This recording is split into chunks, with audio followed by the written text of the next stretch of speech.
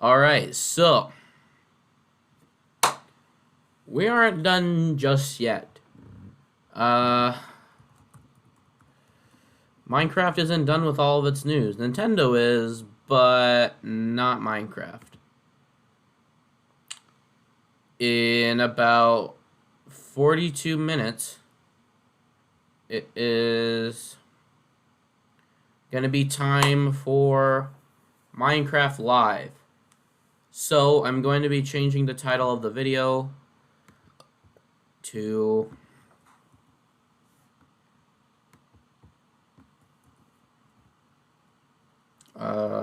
what is it, 16?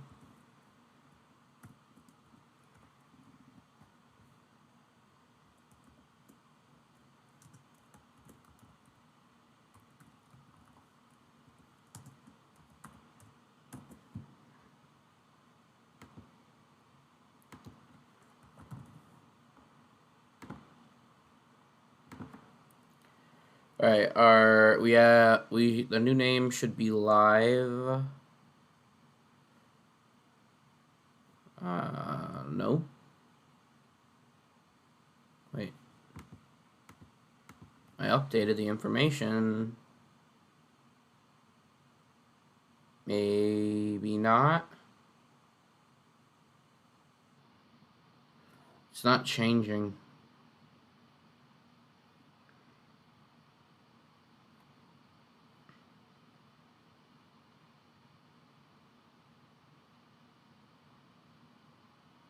That's weird. It's not changing.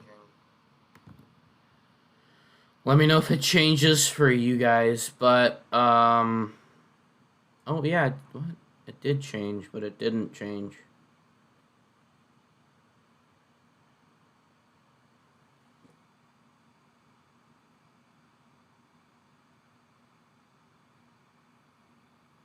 That sucks. They weren't able to add music from the original game.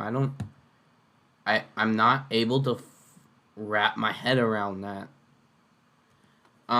So we have this to look forward to.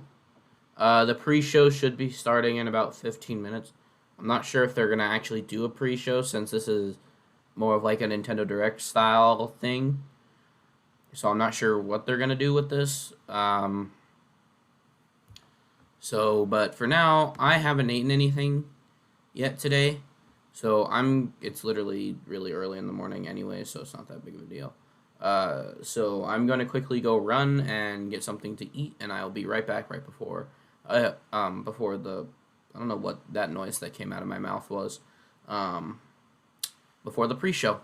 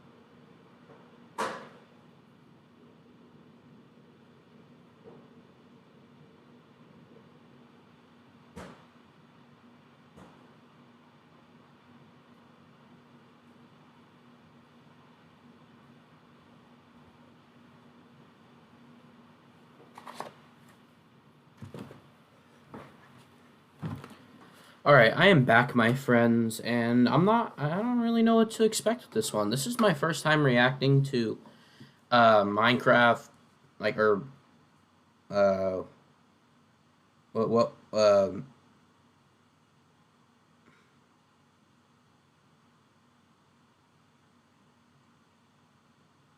sorry, what would be Minecraft Live? Or Minecon, sorry. The last 3 years I've been streaming it, on my channel, but it was literally just the presentation.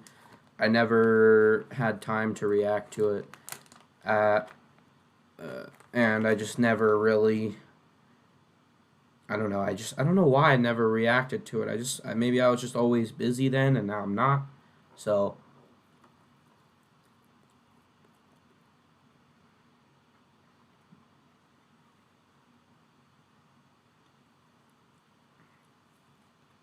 um, so there's three options for the mine for the voting this year. Let's see. Might as well watch my own, right? Every year I also upload the mob vote.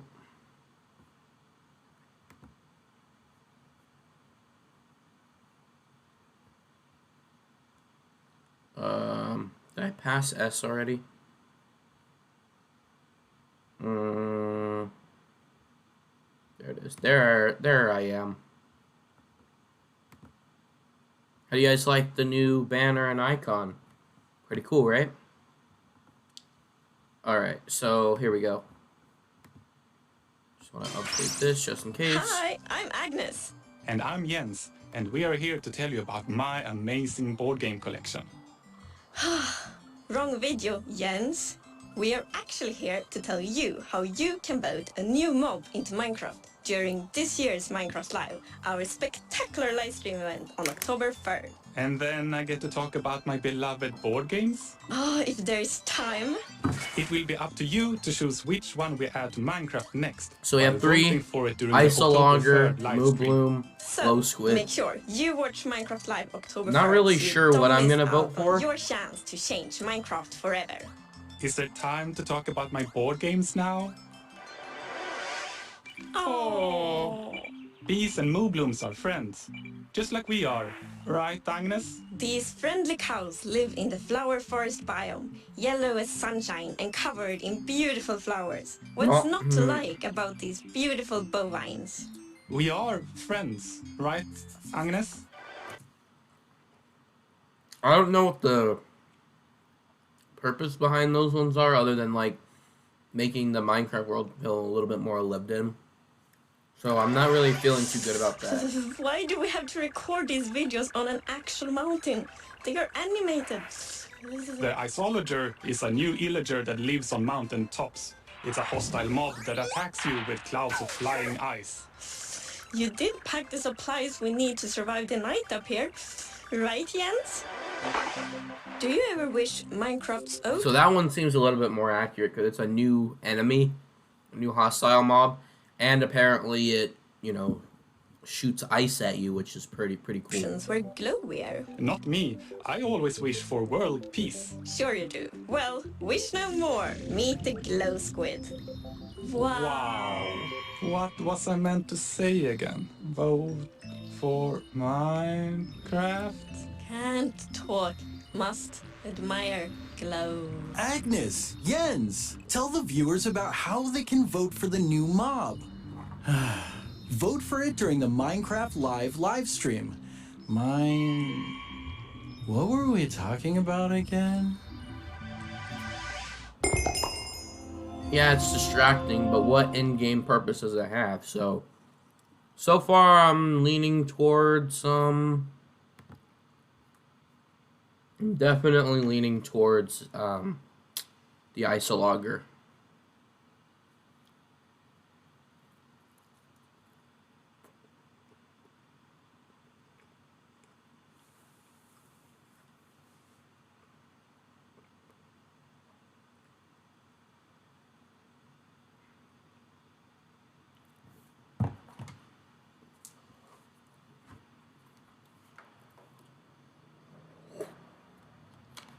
Lots of great news this week. We got Pokemon.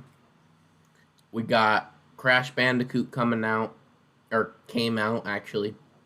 We got the Minecraft announcement, or sorry, the Steve announcement. We got the moveset video that we just watched, and now we have Minecraft Live. There's so much jam-packed news going on this week. It's crazy.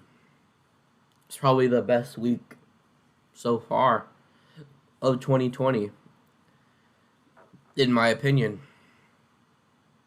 From what I've heard, they're doing a pre-show, but that wouldn't make sense since, you know, it says it's scheduled for 9, and, you know, it's not called Minecon, it's Minecraft Live, which sounds to me more like a Nintendo Direct style video, but I could be wrong.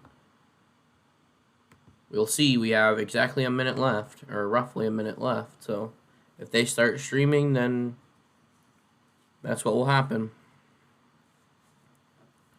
I wonder if, like, eventually they'll add all the Minecraft Earth and Dungeons mobs to the game. But who knows? We haven't even heard any word about the mountain update. I personally wanted the swamp, I think. I don't remember what I wanted. I can't remember. It's been so long. But you know, we haven't heard any news on that. I assume we're gonna learn something about it here. Maybe also learn something about the next update, which, what could that be? Hopefully it's a cave update, but probably not. I don't really know. Because so far, the way that Minecraft works is that there's the voting update, which in this case would be the biome update from last year, and the mob update from this year. And then there's like a random special update in the form of like buzzy bees. And then there's the actual next major update, which previously was the Nether update. So whatever we see here, whatever it may be, whether it be a cave update or whatever, or maybe a new dimension or something, whatever it may be, it's probably not gonna come out until like late next year, or like mid, like probably like in between March and September.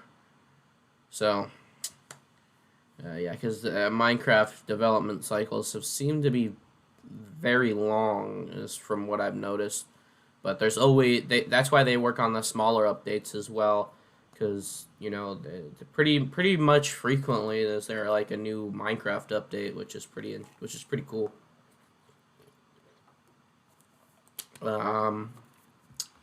So far no pre-show, unless it's like not a part of this stream or something, and it's a part of another stream. Let me check with Callum.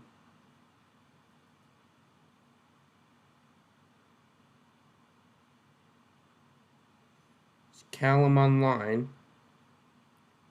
No.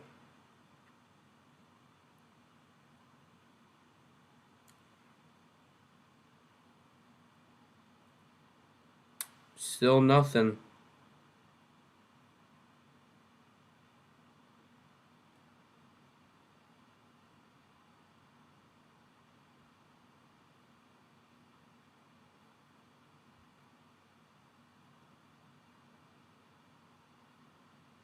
Sakurai is trending. Haha. I honestly have nothing against, but it's just so funny that the developer of Travis Touchdown was just like, there may be something in Smash, and then it's a Mii spider. That's probably like the least, you know, likely person to actually get Mii costumed. That's very unfortunate for the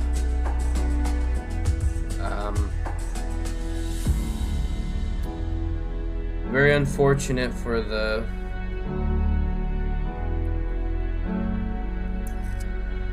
what was I saying? Very unfortunate for the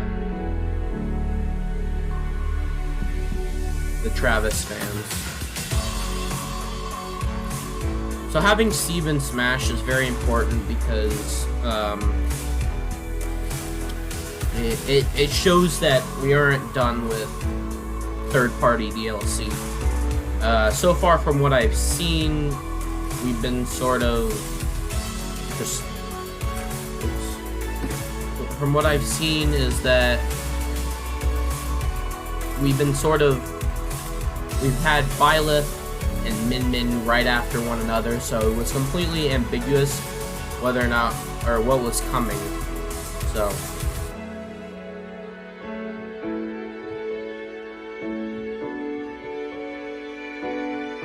you know what, I'm not really too fussed about the pre-show. I will still be reacting to the main course, the main show, but there's a couple things I do have to do, so please enjoy the stream. I will be right back, and yeah, I will be right back. Oh, what the? That's weird. They changed the music randomly. Oh, it's this song.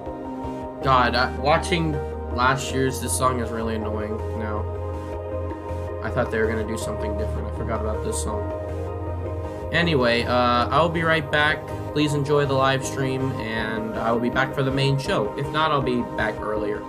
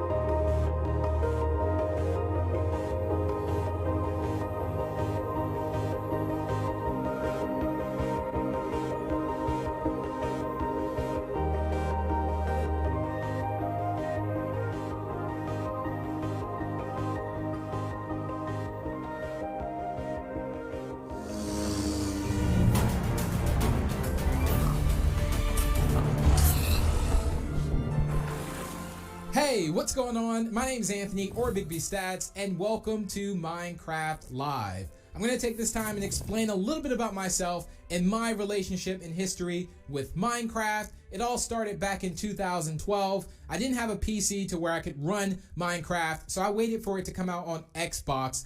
I got it and I just fell in love with it. I went to events, I met a lot of people, and I get a chance to do this right now, all because of Minecraft. That's allowed me to have this opportunity. I was also a part of the Minecraft live show back in 2018, which was the first time they brought on creators, and it was just incredible. But it's a brand new year, and this is just going to be phenomenal. Now, this year is the community pre-show, so you're going to hear a little bit about what's coming today. Also, we're going to hear from a few of our friends and what their year has been like. Okay, I'm back, guys. And what we love to see coming to Minecraft Live this year. So now, it's going to be hosted by the Minecraft don't YouTubers. Worry, we're working with community rebroadcasters who speak other languages that are helping localize the broadcast. So head over to minecraft.net/live to view the list of rebroadcasters. Now, there's a very special person I want to introduce you to, and this is a person that you can just feel their energy through the screen. You know, if you ever just look at someone, it's like, wow, this person has so much energy. They have made my day feel better, and this person is going to be Shovel. So here she is. Who? Thanks, Big B. Hello, I'm Shovel. Welcome to no. my house. I hope you're all Who staying is safe this and healthy. person? You might recognize me from I know last year's Big B, event, but like, or you what? might not. I was Excuse me? blonde back then. I'm a longtime Minecrafter, YouTuber, and lover of all things that let my imagination run wild. Why does she sound like an I'm also anime a known lolly? cat lover, and I would love to show you one of mine, but every cat owner knows you cannot tell them what to do. Anyway, we're going to start with the pre-show, where we're going to look at the last year in Minecraft. I've had my own exciting year in Minecraft. I was crowned a Minecraft champion. Twice! And then later we're going to join some of the members of the community and some members of the Mojang team to see what's coming next. I'm most excited about the mob vote, but I heard there's something big being revealed right at the beginning. So don't go anywhere. I'll be here watching too to find out what it is. So grab a snack and some water, and let's get into it. Was that good? Did I do good? Should I have worn the crown? I tend to demand more respect when I'm wearing the crown. Hello everyone, I'm Mariel, also known as Maria Pain. Mitay. You may know me from a couple of Minecraft series that I participated in, like Harmony Hollow, Mariel Craft, and Gamecraft, just to name a few. But I'm also known in the community for my innate ability to break the game. Randomly, for no reason whatsoever, it just happens completely out of my control, completely out of my hands. I've had so many bugs. What? Who are these That people? it's become this running joke on my channel, and it's hilarious. Now, this year has actually been a pretty exciting year. I was able to participate I feel like in all one of the Minecraft Minecraft YouTubers are the championships, same. and I also made a ton of new friends playing Minecraft Dungeons. That was pretty cool and awesome. But today I will I'm here get at to the that, by the Minecraft way. I Live will be community playing a. pre-show I'll to be doing talk a to you slime all plays on about something Minecraft Dungeon. Very exciting. The mob voting process. Turns out that Minecraft is bringing 3 new mobs for all of us to check out and get to know. We have the Moobloom from Minecraft Earth, the Iceologer from Minecraft Dungeons, and last but certainly not least, the Glow Squid, a mysterious new mob that's also from Minecraft Earth. But you may be wondering which one's going to be added to the game. Well, that's up to you, the community, to decide. Because throughout the show, all of you are going to be able to vote for your favorite mob on the Minecraft Twitter page as long as you're signed in. There's also going to be multiple voting rounds, so make sure you keep an eye on the vote because things can change very quickly and we need to make sure that the best mob wins, and that one, in my opinion, is the Glow Squid. Because that's the one that I'm rooting for, and that's the one that I'm going to be voting for. Anywho, that's going to be it for me, but be sure to stick around to find out more about these brand new Minecraft mobs. Thanks, Marielle. Well, I just want to say I actually want all the mobs if that's even possible. Can we make that happen? Now, one of my favorite things this year to come to Minecraft is the 1.16 Nether update. There wasn't much to do in the Nether in my personal opinion, and this update, I think everyone enjoyed it, me personally. I was already a little bit afraid of the Nether, but now I'm even more scared, but in a good way. It makes me want to go there, makes me want to do things, and there's so much that you can do in the Nether, and the fact that this is the same game, they make the updates so great that it feels like a whole new game, and you get that whole new experience all over again. But that's just my story. But here are some more stories from a few creators and friends around the world. Hello everyone, my name is Gemini Tay. I am a Minecraft Who? builder and content creator on both YouTube and Twitch. I love using Minecraft as a Where's platform to Iskall? create Where's art. Mumbo? And Where's this year I've Green? had a particularly amazing time doing so. I was invited to the early access beta for Minecraft with RTX on Windows 10 edition, and oh my gosh, it was incredible. Minecraft with RTX adds so many new amazing If you properties have to the game. a computer the new that can do reflections it. and light emissivity is incredible. Being able to use light as a building block in the game is something I've looked forward to for such a long time, and it's finally here. Definitely have had such an amazing time using that to my They act like advantage to create shaders more haven't been a depth and thing for dimension in my years. Minecraft worlds. Fala galera, eu sou o Forever Play Games, crio conteúdo de Minecraft pro YouTube há mais de 8 anos e hoje eu vim aqui falar pra vocês as duas coisas que eu mais gostei do update do Nether. I understand Então, they beleza, wanna estou show aqui off no mundo onde eu smaller jogo modo creators, sobrevivência, but não uso criativo pra nada. E como uma pessoa que joga muito Minecraft mesmo, uma das coisas que eu mais gostei do update do Nether foram os blocos novos. Então se você der uma olhada daqui, eu fiz um portal que vai pro meu Nether utilizando os novos blocos. E cara, é sério, eu fiquei apaixonado nas possibilidades que a 1.16 trouxe pra gente no termo de criação, cara. Esse fogo azul e essa Blackstone são muito lindos e dá pra você fazer ambientes totalmente diferentes de antes. E passando pra nossa segunda coisa, nós chegamos nos novos biomas. E isso eu acho que foi uma coisa que a Mojang focou muito em tentar deixar o jogo mais vivo. E cara, pra quem joga Minecraft há muitos anos, é muito divertido olhar o Nether que a gente já conhece de uma forma tão diferente assim. Hey everyone, I'm Mac and Cheese Please, a Minecraft YouTube Who? content creator and Twitch streamer. My Who favorite are these memory people? from Minecraft this year has got to be when we defeated the Ender Dragon for the very first time. I have never seen I know you're this probably fight not before really and had interested. no idea what to expect. We spent hours and hours preparing and defeated the Ender Dragon our first try in about 15 minutes. It was so much fun. I So cannot much wait fun. to see what Minecraft I don't know how has much in you're store into for us Minecraft, this year. but yeah, we did the Steven Smash thing earlier, so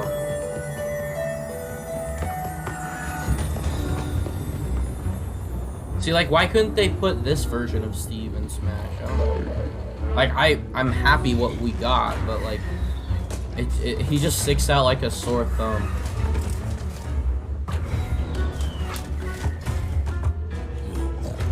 Oh, you do? Okay, I didn't know that.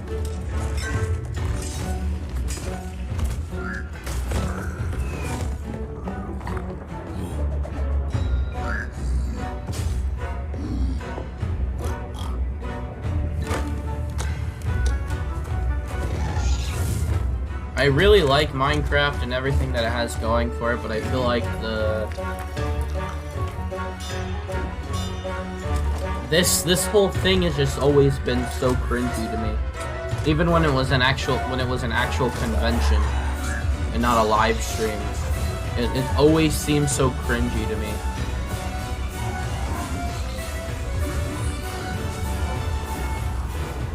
Especially when all the people like all the YouTubers that got big from this game, they're just not the same anymore from what they used to be, and I stopped watching them because they became Hey Minecraft Live, I'm Nick Pick, way too... and we built a one-to-one replica of the University of California, Berkeley with 200 of our fellow students, What? faculty, and alumni, and hosted That's a virtual crazy. graduation there. During the ceremony, we had the Wow, pleasure of that's working with cool. the university, a production company, and dozens of our own builders to produce a graduation unlike any seen before. We had That's 7 cool. speakers join us that day, including our school's chancellor and Minecraft's own Lydia I don't know, Winters. it's just something changed about Minecraft after a certain point. I still love the game, but it just, something's off about it. Back to back to celebrate. With the help of some of the most talented builders and developers, we hosted it all in a reimagined version of Berkeley's Greek Theater. That's This crazy. project grew to scales that we never expected. On top of all of this, we decided to take all this attention we were getting and put it towards a good cause, which is why we partnered with a charity to raise thousands of dollars to support pandemic relief. From all of us in the Blockly team, we hope you're enjoying Blockly. Minecraft Live. Okay, so we've heard about how 2020's been for a few people within the community, but what's next for Minecraft? Now, there's already a lot of things in Minecraft, but if there was one thing that I would want to see, is something that would fly, some type of creature, maybe a monster, and you would be walking out on just a nice sunny day, you know, maybe just mining or doing Who some are you voting crafting for? or in your farm, and next thing you know, something would swoop down, not a phantom, and it would actually pick you up and take you through the sky. I think that would be really cool, but maybe that will never happen. Now, the community has always speculated what the next big update for The Minecraft could be. mob vote. A new Every year mob, they always a new do like a boss, voting a new thing. biome, and as you're making Last your year they guesses did the right now, the I would biome, and this assume, year they're we're doing gonna a go ahead and throw mob. some more ideas in the mix. Well, hello there, Minecraft. Let's Live go. kids. Joshua Finally, an Starr here, actually and I'm a good content creator and a YouTuber. member of the Jeez. Hermitcraft server, and I have now been playing Minecraft for 10 years. This is my 10-year month anniversary, and what better way to celebrate 10 years playing Minecraft but to hang out with you here at Minecraft Live and to speculate on what we'd like to see added to Minecraft. And way back in the day when they added colored glass to the game, I thought, how cool would it be if these naturally generated in caves as if they were crystals? Just colored crystals hanging from the caves, just to add a little life, a little energy That's to funny the caves. because he And actually I has thought that'd be magic fun, but crystals. Let's take And this up a notch. Say we're down in the caves and we break open a wall into a gigantic cave with cathedral ceilings, crystals hanging down from the ceilings. And these crystals come in all the variety of colors in Minecraft, and we pick out one that we like. Say we're going to pick out the orange one, and we knock down that orange crystal, and we can take the fragments of this orange crystal and put it in a torch or put it in a lantern, and we're now casting orange light in Minecraft. That is right. We can now cast colored light of all varieties in Minecraft via torches or lanterns to add more atmosphere and more design possibilities with our builds. Just imagine your builds now. I would really being like that. That's illuminated fun. with colored light. How amazing would that be? Now, another thing I'd love to see added to Minecraft is some way of auto loading and ejecting music discs from a jukebox. So now we have colored light in the game along with auto playing music. We've basically together here created a disco in Minecraft, and that sounds absolutely amazing. So let Wow. me know what you think of those ideas, and I cannot wait to find out what for real is coming soon. Hey everyone, it's Crew. We have Who? been huge fans of Minecraft since the very beginning. I know and have who so much It's fun Funny creating is, videos. but From silly build competitions to our epic survival series. Creativity is literally limitless in Minecraft. this is That's cringy why to we're me. so excited for the glow squid. Ooh, we could build a glowing underwater city. Yes. That'd be so cool. Yes. I wonder what we'd be able to craft. Yeah, I Maybe know. we'll be able to craft glowing armor. I wonder what sound the glow squid makes. I can see them looking at it. I'm Yeah. gonna make it my pet. Okay. Bye. 안녕하세요 마인콘 시청자 여러분들, 저는 유튜브에서 마인크래프트 채널을 램램. 램램이라고 합니다. Whoa. 저는 8년 동안 마인크래프트를 즐기고 있는 만큼 저에게 있어서 마인크래프트란 제 일상에서 정말 큰 부분을 차지하고 있는데요. Technically, he's not playing 올해도 굉장히 Minecraft, but 많은 Minecraft 콘텐츠를 Chinese 녹화하고 edition. 업로드했는데 그 중에서 야생 관련 콘텐츠와 팬분들이 직접 만들어주신 콘텐츠들이 기억에 많이 남습니다.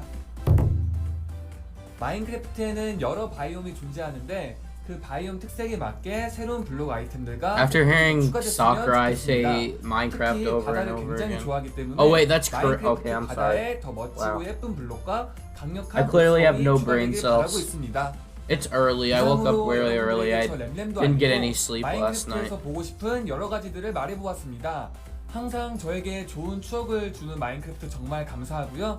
여러분들도 계속해서 Why did I knew it 마인크래프트 looks 라이브 like 좀 Korean. I 많이 didn't even. Why did I 시청해주세요. even 그럼 say Chinese? 안녕. After hearing. Hello, my name is Iskal85 and Let's I'm a go, Minecrafter, Iskal, and today finally. is a big day. Hello. It's an omega big day today because it's one of these days where we get to Yes, know he did the laugh. latest and Let's the go. greatest surrounding Minecraft. Now, being a big action RPG fan, I've obviously been completely stuck with Dungeons since it came out, and we've already got lots of new stuff. Like we got the winter update, we got the jungle update. I wonder if they're gonna make another like themed upgrade, maybe mountains, like dungeons goes Everest, or maybe an oceanic update. That'd be Oh, weird. he's talking about dungeon. Underground and stuff like that. Anyway, personally, I'm hoping for. Because he two said things. I'm hoping mountain update, that but we we'll already be able have to customize that our little coming. character a little bit more, like the visuals of the character. I'd love to see like being able to get a skin that's outside the game into the game. That would be absolutely amazing. And I would really like to be able to change up that little base area. Add things, maybe put things on the wall. You find a cool sword, put it on the wall, memorize it. That would be absolutely amazing. You know, that's a very good point. I wonder what's coming next in Dungeons. Well, I guess we'll have to see. Thank you from me and everyone you've seen so far. Oh God, there's gonna be another DLC Live is just update. about to start, but we're such a small part of this community. So let's see some other great moments from this year in Minecraft. Thanks, everyone. I earned this crown the last time. I get to wear it until I- I'm dethroned, which means I can wear it the whole She time. sounds like a- There's a lot more rainbow because it is in honor of it being Pride Month. Was geht ab, Leute? Heute spielen wir The MC Minecraft. Championship stuff is really cool though, like Dream and stuff. I kind of hope Dream is here. 完全にここにあるよ、本当に。だってもうズームもできるし。 So I don't know if I mentioned this already, but I really want to use the real Minecraft. Whoa, pots that Squishy's come out still a from the pets thing? when you give them a treat. So I Really? just went into Feather Adventures and I made a green. Didn't she screen recently inside get the married house to and for feathers as well. Así llegamos con el Nether to Upgrade, Stampy? en donde van a agregar nuevos I think biomas, recently they got married. animales, mobs, hasta puede haber alimento ahí dentro del Nether. Cuando se nos hubiera ocurrido eso, así que va a ser Ah, muy they have buena esa Minecon in the actualización que background. al fin llegó. I mean, how can I not get excited about transforming the look and feel of Minecraft from this scene with RTX off to this? Ah, with yes, the on? RTX meme. 睡衣妹妹，思念的幻影。我说呢，我一睡觉来一小老妹儿，这是啥意思呀？ Oh, oh, they're there! The little beasts are there. I knew Wow, the that. little beasts are there. This is kind of blowing my mind. What a cool update.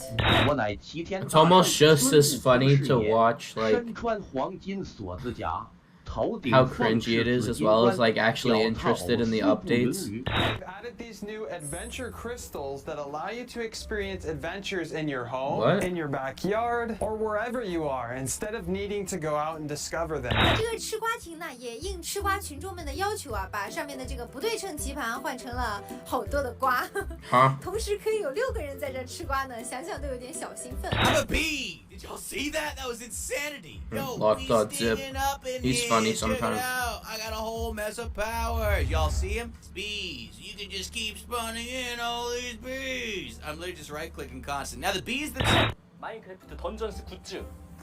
아 이렇게 봐야 되네. 이거 개봉해 볼게요. 자, 오, 야. Get up, I'm like... I found the mobs. I found. Where's them. my video? I have all these Minecraft videos from this year. Where's mine? Excuse me, I don't appreciate. No. Well, I gotta show you how to play my game. Are you watching? Whoa, the bees are really angry. Are you watching? What did you do? Dude, the bees are so mad. I'm just gonna leave you to it. Perhaps one of LD these Shadow Lady has gotten a something helpful in it lot instead. of Oh my gosh. like she's been researching Es el primer because of artrópodo Among Us del actually. juego She que played with juega. Jacksepticeye, which Los is demás crazy. que hay en el And juego Pewds. son el pez de plata, los endermitas, las arañas. Quebra. Ok. Olha só tanto zumbi. Oi, zumbi. Tchau. Tchau. Tchau. Tchau. It's Zombie from Smash 分享一 Bros. 次家园获得50金币。3、2、1，茄子。分享 I'll 给 get around to this game, guys. I'm sorry. I'll play Minecraft Earth eventually. É o Pumba. Cadê o Hm. tchau? Hakuna Matata. It's Pumbaa. Und herzlich willkommen zu einer weiteren extremen, ultramäßig harten Challenge. Wir werden heute komplett Minecraft auf den Kopf stellen. Oh, TNT, I'm taking this, okay? Dan, steady, What do I do with it? What do I do with it? It's on my head and I don't know what to do with it. Dan as well. Okay, give me an He was opportunity. cringy Set me after a up. while, and now I guess Throw it, he's throw it, throw it. researching again.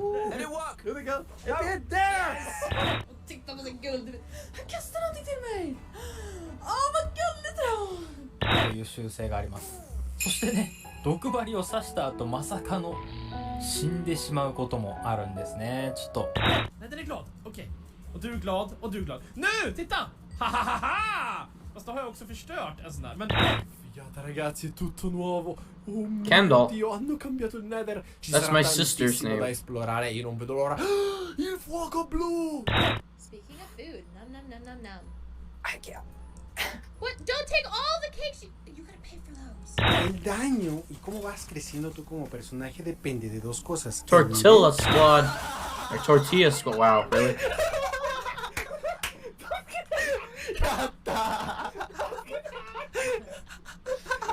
Tortilla Squad. わかんない。どうなった？あ、死ぬ。あ、死んだ。で、どっから来るの？あ、いた。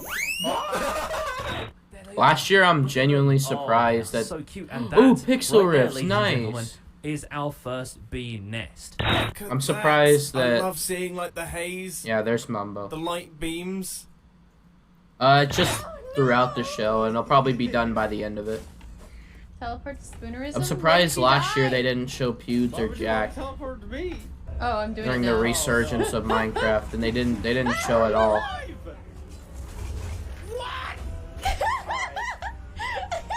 That's why Minecraft is so popular again, is because of them.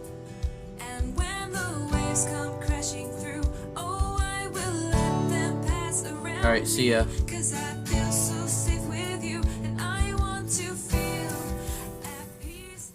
Alright, here we go. Their main show's starting.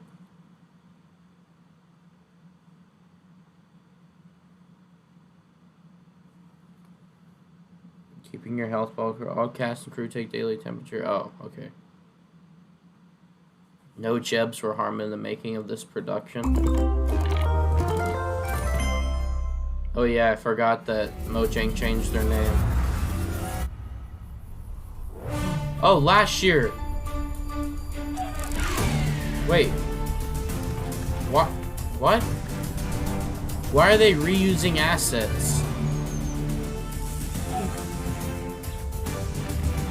They're reusing assets, really? Okay, it's slightly different, but I don't know why they did that.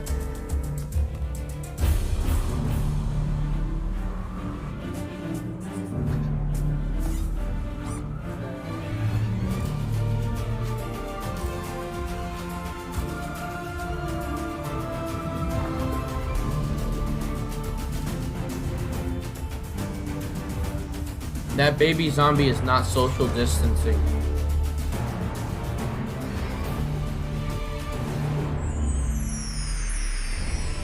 Hello and welcome to Minecraft Live 2020. I'm Lydia Winters, your host and chief storyteller for Mojang Studios. We're coming to you live from Stockholm, Sweden, the birthplace of Minecraft. Some of our Where's amazing Notch? team members couldn't be here today, so we recorded the Minecraft Earth and Creator Tools segments in Redmond earlier this week. We are so thankful you're joining us. Before we get started, we want to acknowledge the number of challenges around the world right now, as well as the mental, physical, and emotional toll those challenges are taking on all of us. With that in mind, we want to give the opportunity today to take a breath, have fun, enjoy the games we love, and celebrate all of you, our incredible Minecraft community. It won't all be easy. You'll have to decide which mob to vote into the game, which, based on votes in previous years, will be super tough.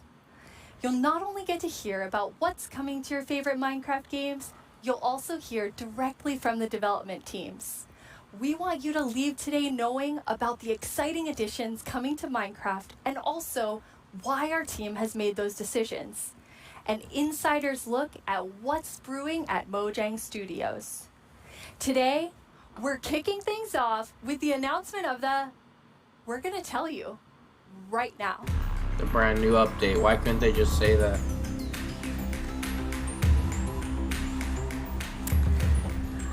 Hi, Agnes and Brandon. Hi. Hello. Let's do this. So, okay, the next update is the update that we know that so many of you, and well, so many of us as well, has been wanting for such a long time.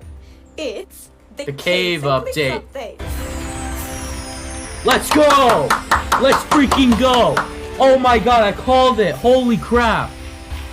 Oh my god, let's go! Holy crap! Seriously, like, I'm so excited about this. I mean, even before I joined Mojang, I Oh was my always thinking God! about, like, when is the cave update gonna come? And this is it, but it's also got the cliffs as well. It's got the mountains. Like, this is such a big update, and I'm so excited. How are you Is feeling? this part of the Agnes? biome vote last year? No, it's so good. So we have been working on this update for quite long, and we're like, we can't wait to tell everyone, and now we just announced it, and it feels It's so just we're actually amazing. getting our first live look at some reactions. Oh. Okay, that's very cute.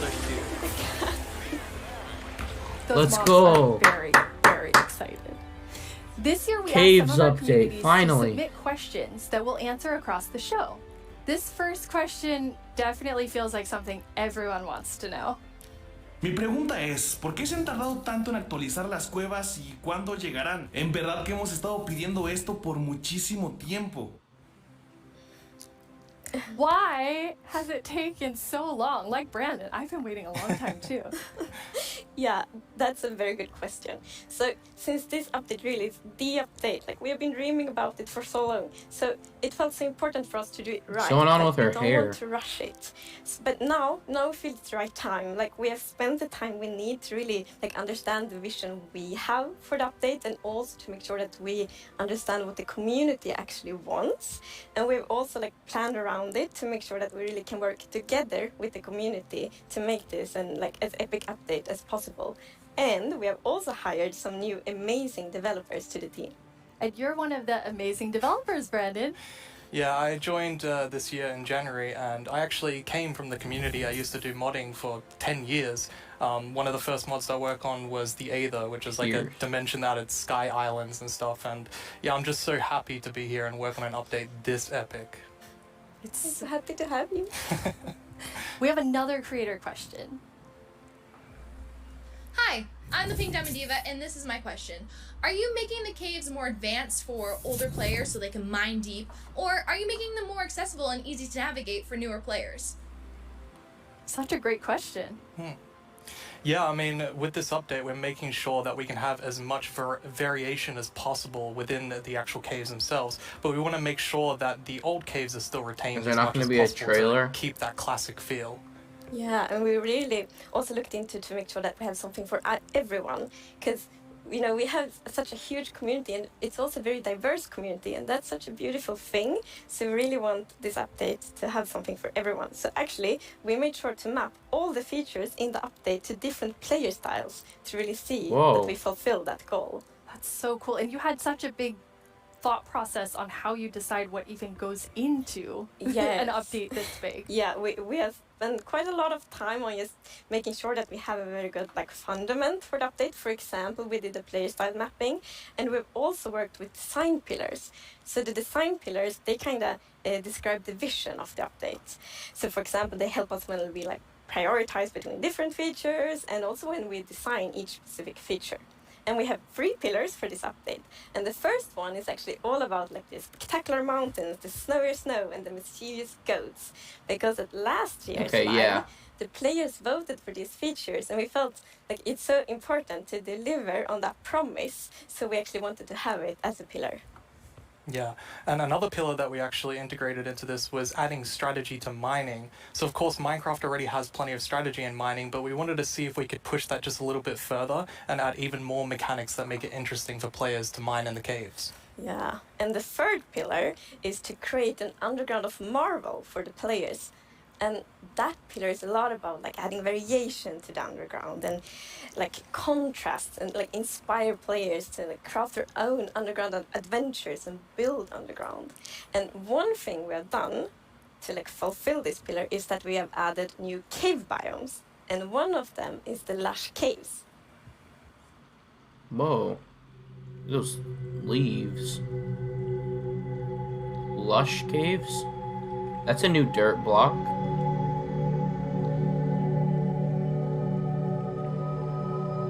Whoa. Whoa, look at those. Whoa. Nice. Oh my god, that looks beautiful. Look at that plant hanging from the ceiling, dude. Wow. What are those, like, new grass, like, leaf blocks? There's, like, leaf carpet. Wow, it looks so good. It's so beautiful. It doesn't feel cave-like.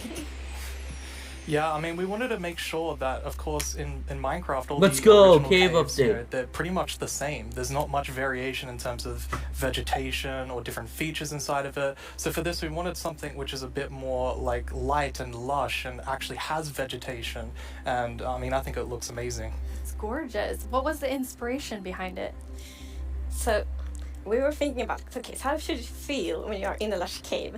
And we wanted to be like, so you feel like very tiny inside like a big garden or big forest. So like when you look up, it's actually like vegetation above you, it's vegetation around you. And one source of inspiration we had is actually a Swedish painter called John Bauer, because in his paintings it's always, or often at least, like a tiny character, and then it's like huge forest, and you see like the bottom of the trees because the vegetation is like so big compared to the character. And you're adding so many new plants in the lush caves. Yes, so I don't know if you saw, but there was this new tree that was actually above on the overworld, and this is called an azalea tree. So it's a unique type of tree that it'll be easy to spot for players, and if you actually find this and start going down its roots, you will find a lush cave there. So this is another part of adding strategy to mining, where, you know, there are certain landmarks which will allow you to understand what you're doing in the game. That's cool. And another one of the new blocks is a block called Spore Blossom. And it's that, you maybe saw it in the video, it's a big pink flower that you find in the roof of the lush cave. And it will drip particles from that flower, but it will also actually feel like a big volume around it with particles. So it's similar to the particles that we added to the nether biomes in the nether update. But the cool thing here is that you can move the flower if you want to and get these particles anywhere you want in your world. So you can actually be very creative with that. That's so awesome. And it's the lush caves have a real glow to them from one of the plants. Yes. So there are vines in the lush caves, and they have glow berries on them, and these are actually a light source. And you can also pick them and eat them if you want to. Interesting. Nice. Yes. And another plant we actually have is the drip leaf plant. And you can actually see that they can kind of grow from like water or anywhere else. And they grow quite tall, but they have like a little plant on the top that you can actually hop onto. So the idea of the mechanic behind it is that the leaf will actually tilt down when you stand on it too long. So this will actually make you fall through. However, after a few seconds, it'll come back up. So it's kind of this like platforming block that allows you to just continue platforming over and over again, which I hope is really exciting for content creators making maps. Yeah, you can build like your own platforming levels, and then they will repair themselves. That's kind of neat. It's so beautiful in there. And there's actually a mob coming to the lush caves. Yes, there is. But we will actually not tell you about this mob now, because in the end of the show we will show even more features coming to the Caves and Cliffs update. And then we're gonna show that mob. This is the first time we have so much that we're actually splitting the update section into two at the beginning and towards the end of the show. It's amazing. Yeah, it's exciting. You've also worked on improving the cave generation. Yes. Yeah, so as you can see here, I mean, this is drastically different to what caves used to look like. And there's definitely still the old style of caves, but we wanted to make sure that there was much more variety in the sort of caves, the shapes and the sizes you can get. What in the world? And even here, you can see that there's some water underground. Yes. So we actually added something we call local water levels. So in one cave you might find like a cave lake, and another cave might not have that one. And this also means that we get naturally generated waterfalls, which is so pretty. And it also kind of gives like new ways to traverse the underground. That's so beautiful. You can actually go cave rafting. That's crazy. Yeah, so you'll see in a bit that our player here will actually use a boat to raft. And that is just such an exciting opportunity to be able to traverse the caves in a very different way than you used to. Yeah, we were That's playtesting, crazy. and then one of the devs like, look at this, it's so fun, and all of us just started to go with the boat on the waterfall. It was a lot of fun. So another thing to note here is that you could see that a lot of the ores were actually glowing. This is just for preview purposes. Ores aren't going to glow now. It's just that the caves tend to be quite dark, and we want to make sure that players can see the shapes of the cave. Now, will that only be for the like normal caves, or will this run across all of the new cave biomes? Yeah, so the really cool thing is that like the new cave shapes and sizes is completely independent from the new biomes. So that means that we have so much variation. Because, for example, a lush cave can, for example, generate, in a super narrow tunnel, but it can also generate in like a huge cavern, and that creates completely different atmospheres, but it's still the same biome. So we're really gonna have lots of variation underground now. You've been calling two of the different cave types spaghetti and Swiss cheese? Like that's how varied the caves could be? Yes, I mean, there are so many different variables of how the variation works, and I mean, it has even more variation than the overworld itself. It's just crazy. It's a lot. Yeah, some of the caves, for example, have really cool pillars, and some are more like flat, some are tall. Lots of variation. Very nice. And you have another new cave biome to show us. Yes, so we have the Dripstone Caves biome. What and the? Whenever I think about the idea of a cave update, the image of stalagmites and stalactites comes into my head. But adding these are pretty difficult. It's a very unique shape that Minecraft isn't really accustomed to. But I think the way that the artist put it into Minecraft works quite well. And of course, there's some mechanics surrounding this, so you can see that someone destroyed the block up the top, and so the dripstone fell down. And also, unfortunately for this zombie here, if you fall on these dripstones, you will get hurt. Poor zombie. There's another interesting mechanic in the dripstone caves. Yes, so maybe you saw in the video that like from the stalactites you could see that it was like dripping water. So actually if you put a cauldron under a stalactite, it will fill up with water. So it's renewable water. And how do you remember which is stalactites and stalagmites? Well, that's a very good question. It has been very tricky to remember that, but I think I learned. So we actually, it's hold on tight to stalactite. I was going to say the wrong one. So stalactite is in the roof and stalagmite is on the floor. Perfect. Yes. We've been practicing that, all of us. For a long time, like even. And you have something really amazing in this update for sort of redstone engineers out there. Yes, so Mambo. We've actually been thinking about this redstone block that lives in the deep dark, a new biome at the deepest depths of the world. We're not going to talk about this biome too much today, but we are going to show some of the blocks and maybe later a mob that comes from it. So if we look at the video, we can actually see that it's basically this growth, and this is called the skulk blocks. And one of the blocks is called the skulk sensor. This is the new redstone block. As you can see, when you place or destroy a block, or if you have footsteps, it'll actually detect the vibrations around and then emit a redstone signal. So this is going to be very interesting for redstone players. We even have a mechanic around it where you can actually use wool with wool occlusion to essentially prevent signals from being able to get into the skulk sensor. So let's take a look at that now.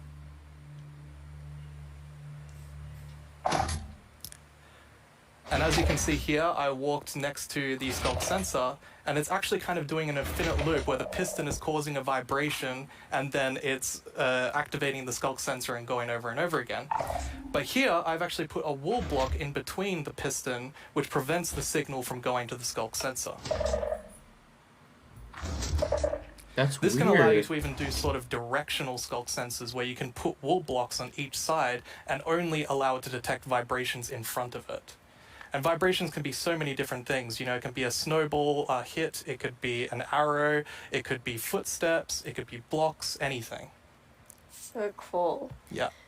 And another thing we actually well, we had a bit of a happy accident with this because we realized that we get wireless redstone thanks to the Skulk sensor. Oh, nice. So, and we didn't even plan to add it, but then when we started playtesting, we're like, wait, we got wireless redstone, and that's so exciting, and that's really cool. Well, you can just build so many cool things with that. It's gonna be exciting to see what the community will build. Yeah, you're really looking for community feedback to make sure this like feels great for everyone. Absolutely. I think because this is such a unique mechanic, we really want to make sure that we get it right. And, you know, we love the Redstone community and we want to make sure that we do it right. So any feedback you have, any ideas, send it to us and we will work with you to make this the best block that it can be. And now, we said there's another mob coming later, but I think it's time for a new mob coming to the Caves and Cliffs update. It is. And this is a very scary mob. And it lives in the deepest of the underground, in the deep dark. And this is a very dark place. And the cool thing is that this mob is very well adapted to the environment. So it can't see anything. So it's the first blind mob in Minecraft. And that's very interesting because it gives such interesting mechanics. So instead, it will react to vibrations, just like the Skulk sensor block. So if you aren't very careful when you walk around in the deep dark, you might upset that mob. Yeah, with this mob, we really wanted to make sure that we kind of recaptured that feeling of the first night of Minecraft.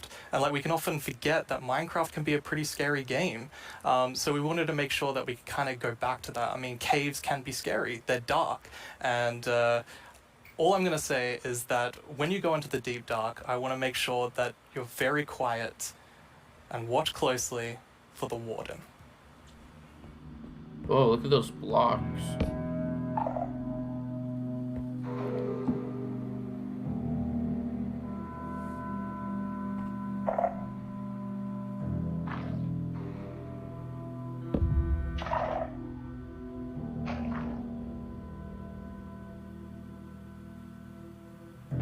Why is the visibility changing?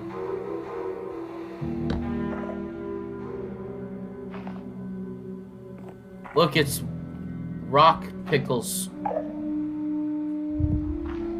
They look like candles, actually.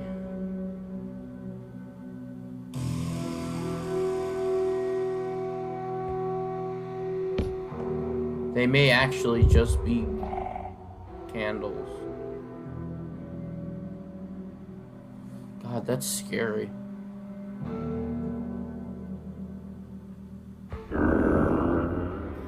Oh my God! What? No. No way. What the? What? No!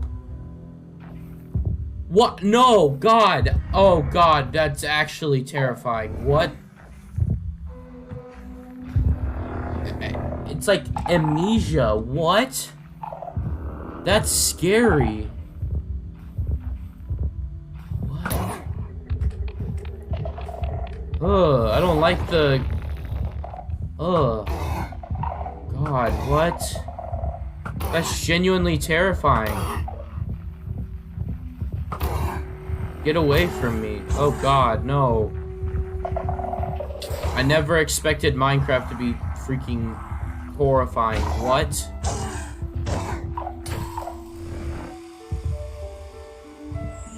What did we just see? That's horrifying. It's a very different mob. I'm really excited for this because not only is it trying to be scary, it's, you know, we had to keep a balance to it. It was very challenging to design a mob like this.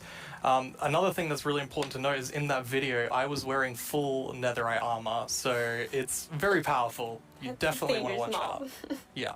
Which I think also is such an interesting gameplay, because if you want to, you can avoid it, but then you need to really be careful, sneak all the time to not make any kind of movement that it will detect. But that's a lot of fun, and it's feels scary, but in the good way. And you wanted to kind of take everyone back to that first night experience with the Warden. Absolutely. I mean, I had such an amazing experience when I first played Minecraft. It was terrifying listening to zombies underneath my house and in the caves, and hopefully we can bring that back to players, but, 10 years later. Yeah. But that will be just amazing because you hear so many lovely first night stories. It's such a big thing, and I mean, I'm also very fond of my first night in Minecraft, so we hope to give that experience again. But you really balance sort of the look of it. It's like it's almost cute, but also really, really terrifying. How did you decide? We actually worked a lot on how does scariness look in Minecraft, because we wanted to be very scary and we didn't want to take away from the scariness, but we felt let's add some derpiness to it. So it's like a mix. Yeah. So for example, we added the mouth. I love the mouth. And did the mouth actually change? Reacted like, oh, it's so cute, which I think it's more scary, but I think we find like the perfect balance. Yeah, absolutely. It really has character. Yes, definitely. Well, you've been sitting up here. You just announced an update that everyone has been waiting for, and we actually have some tweets that have come in. Oh, that's awesome. Okay, that's amazing to see. So much excitement. Oh, even more tweets. Wow. So, it's lovely. It's like we really developed this game together with the community, and now to see that people are so happy, that feels so good. Yeah, honestly, it's such a privilege to work on a game like this and an update like this, and we just love this game and we want to make the best update that we can for everyone. Yeah. Thank you so much, Agnes and Brandon. That was a lot of amazing new things. Don't forget that we have another segment full of even more cave updates later on in the show. Now let's head over to our Minecraft Live correspondent, Vubui. I hear he has a first look at something you all voted into the game last year.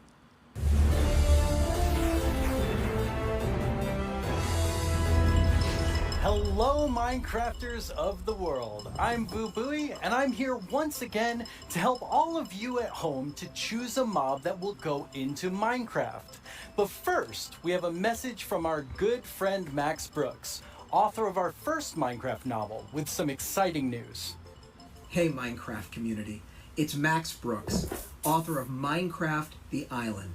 Thank you so much for embracing my book, and I hope you enjoy the sequel, Minecraft: The Mountain, where our character leaves the island and paddles to a strange snow-covered world and discovers another castaway, and together the two of them have to find their way home. Minecraft: The Mountain, coming out in 2021, available for pre-order right now. And as always, thank you for embracing all Minecraft books. That sounds awesome! Another Minecraft novel, and this one's called The Mountain. Speaking of mountains, remember last year's vote? It was a fierce competition, but the mountains won after 2 intense rounds of voting. Well, I have a sneak peek into what your vote is bringing to Minecraft on the cliff side of the Caves and Cliffs update. Goats. They're both mischievous and adorable at the same time. As you can see, they live on the mountains. And if you aren't careful, they might knock you off. They also have excellent jumping skills. Oh my god, they're ridiculous. We'll also get better mountain generation with spectacular and more dramatic mountains with height-dependent generation. That means things like tree lines and mountaintops that will be more challenging with lots of snow and ice. And speaking of snow, yes, it will be snowier. We will also have a new block called Powder Snow. Which will be a kind of trap block. It looks similar to snow, but if you or a mob walk on it, you will fall right through. Now let's talk about this year's vote. We have 3 awesome mobs for you to choose from. And to introduce them, we once again have Tiny Agnes and Tiny Jens. Let's see what they have to show. Oh. Tiny Agnes and Tiny Jens. Let's see what they have to show. Oh. Bees and moonblooms are friends, just like we are. Right, Agnes? These friendly cows live in the flower forest biome, yellow as sunshine and covered in beautiful flowers. What's not to like about these beautiful bovines? We are friends, right, Agnes? Why do we have to record these videos on an actual mountain? They are animated. The Isolager is a new illager that lives I on definitely think that this is a It's a better hostile mob that attacks you option. with clouds They of all flying look way ice. cooler.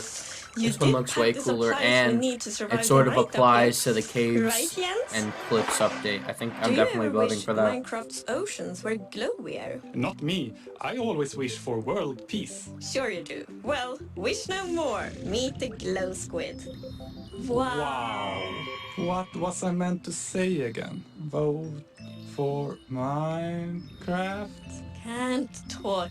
Must admire glow. Agnes, Jens, it's really distracting. They're so tiny and they're so susceptible to distraction. Hopefully that won't happen to you. Now let's go over how... Hello? Oh, hi Tiny Agnes.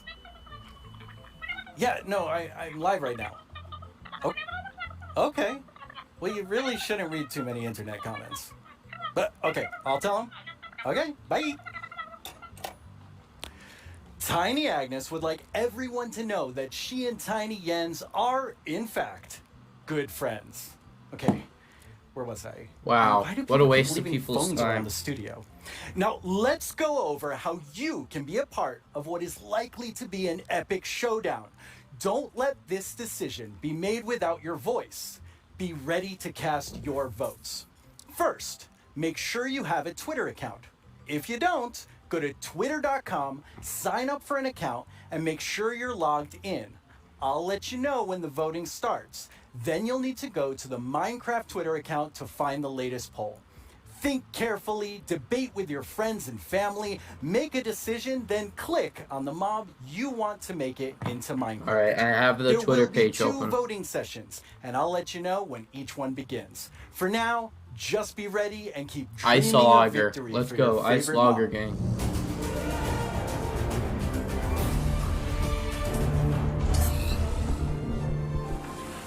My name is Yesenia Cisneros, and I'm the gameplay producer for Minecraft Earth. I'm so excited to be a part of Minecraft Live this year and to share this wonderful experience with you, our amazing community. It's been so fun seeing what you've been doing with the game.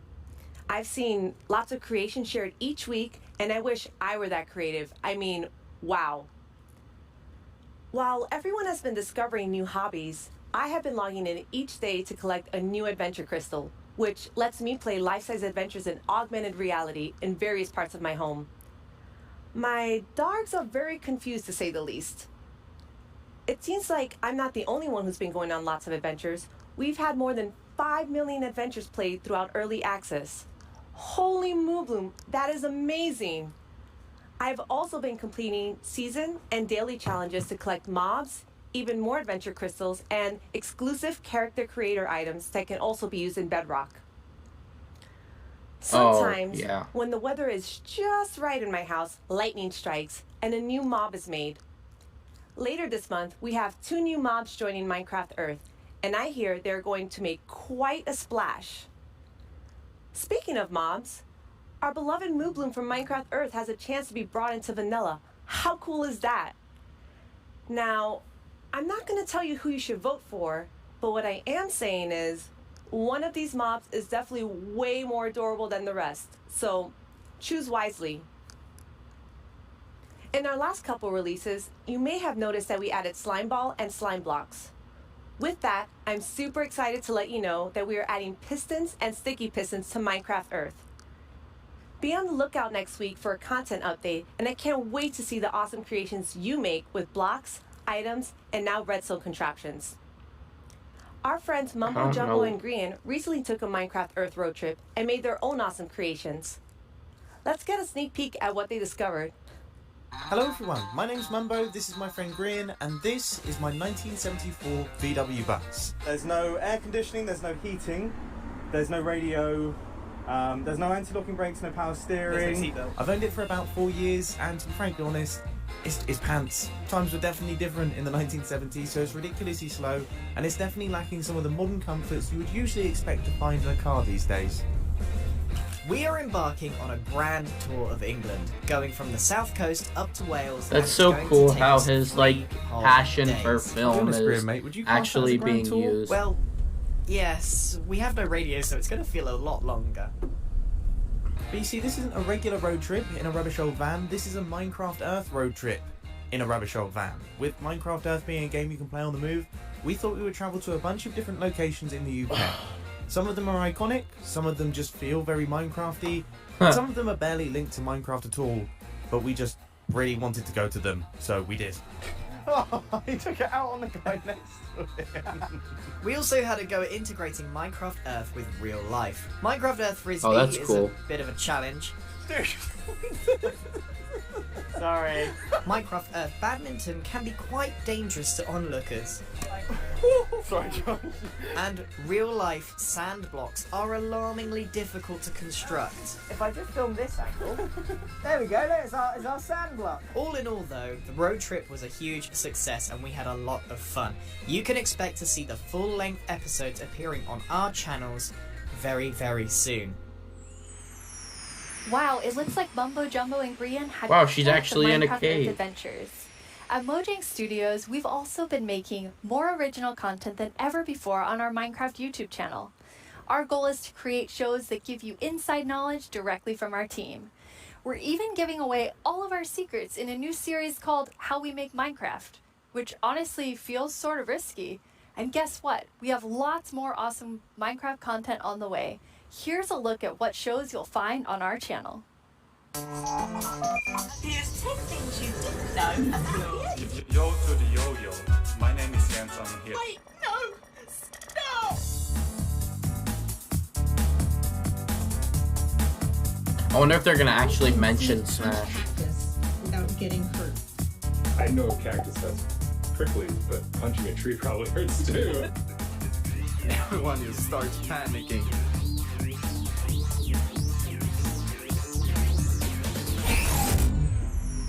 Please like and subscribe. I've always wanted to say that. But really, you should. It's good stuff. In 2017, you voted for the terror that is the Phantom, and I personally have not forgiven you for that. In 2018, the Taiga won your vote with fantastic foxes. Last year, it was the mountains with our soon-to-be friends, the goats. What will you, the Minecraft community, do this year? Let's review our choices once more. I was inspired by some of the amazing handcrafted things I've seen made by our community over the years. Forgot about the Taiga update. So I decided to make my own versions of our 3 mob choices. Hi, babies. For illustrative purposes. I think I did a pretty great job. Took me 3 months each. Anyway, all the way from Minecraft Dungeons, we have the Iceologer. They make clouds of ice that smash Iceologer down for the whenever win. they are attacking. Not quite as chill as they look. From Minecraft Earth, we have the adorable Moobloom. I hear they may come with a new flower, the Buttercup. And I'm pretty sure they'll be best pals with bees. Also from Minecraft Earth, the Glow Squid. As the tiny trio will surely attest, they sure are distracting to look at. The first voting poll is now live on the Minecraft Twitter account. All right, Make voting sure now. You're logged in, go to the poll right now, and click the mob you want to win. It's not we'll there. check back in before we start the second and final You poll. lied. Now, though, I'd like to welcome Laura to my desk to talk about the dungeoniest Minecraft game ever, Minecraft Dungeons. Hello, Laura. Hi, thanks for having me. Very excited that you're here. Nice. So, what do you do at Mojang Studios? I am a game designer, which means I am the one that gets to decide how difficult the bosses are. So I'm sorry about that one. You can blame me for that. I think people will blame you for that. That's okay. While I have you here on the stage, which mob are you voting for? I think if I don't say I am voting for the Iceologer, my team will Yes. kill me. So, but it's an amazing mob. It brings a lot of fun to Dungeons, and I think it will bring a lot of fun to Minecraft as well. Okay. I figured you would say that, but I had to ask. So tell me about the launch of Dungeons this year. Oh wow, that was quite the ride. It was such a crazy launch. I don't think anybody in the team expected to ever release the game from home.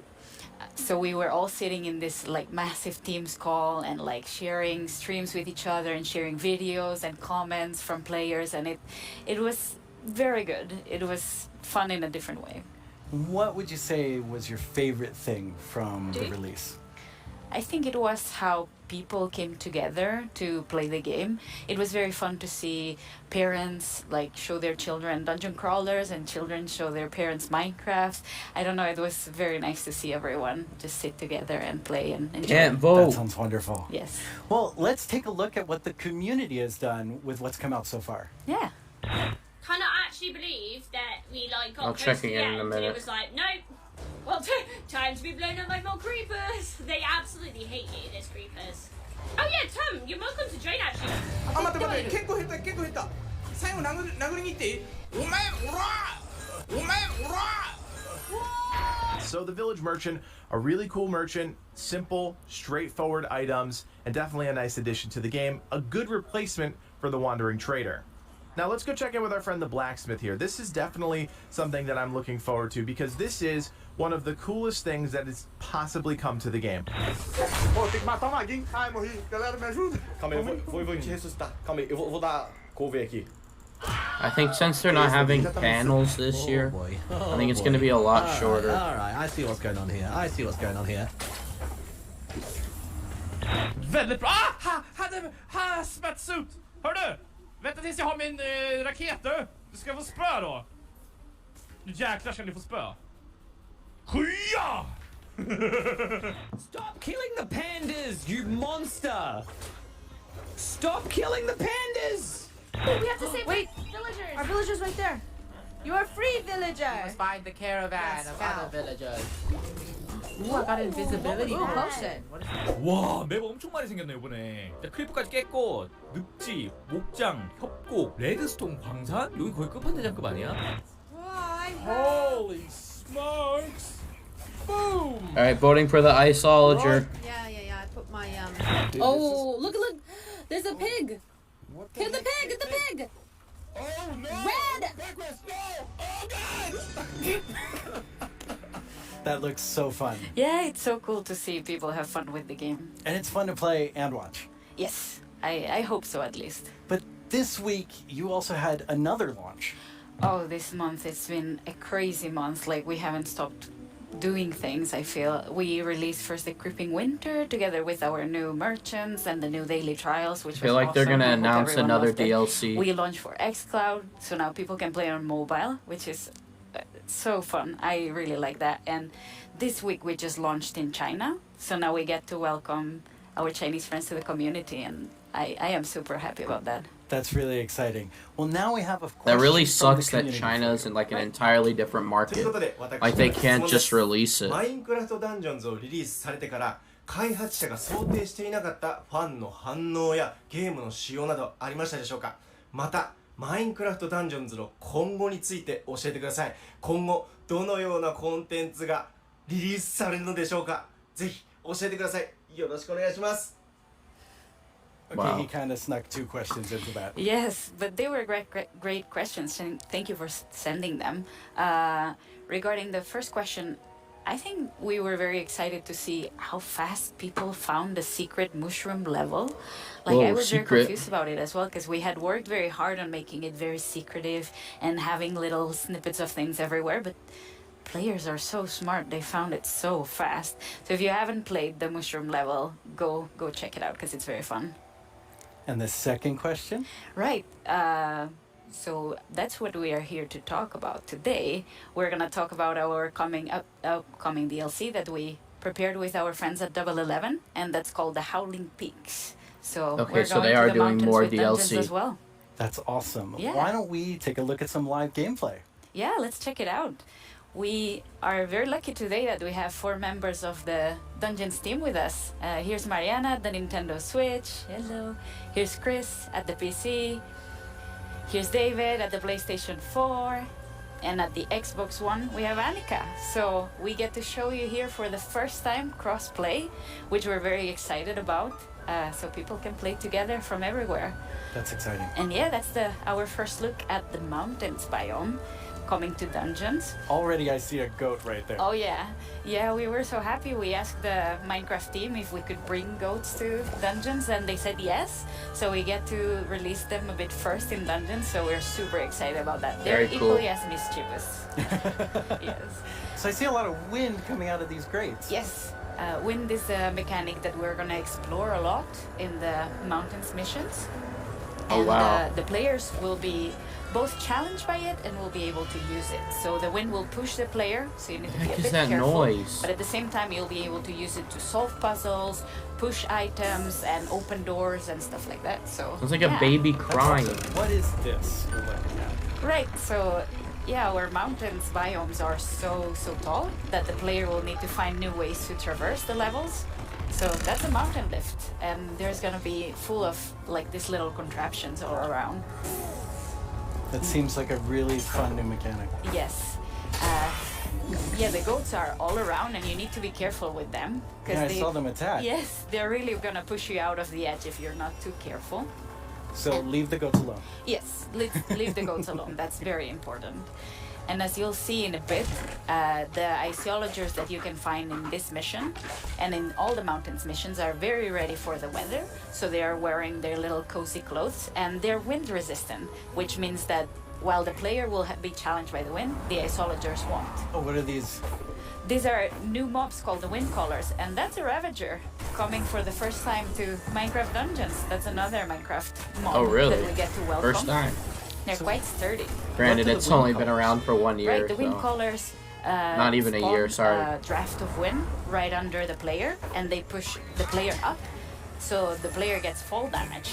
Okay. It's very important to deal with them quick or run away, because they're gonna be painful to combat otherwise.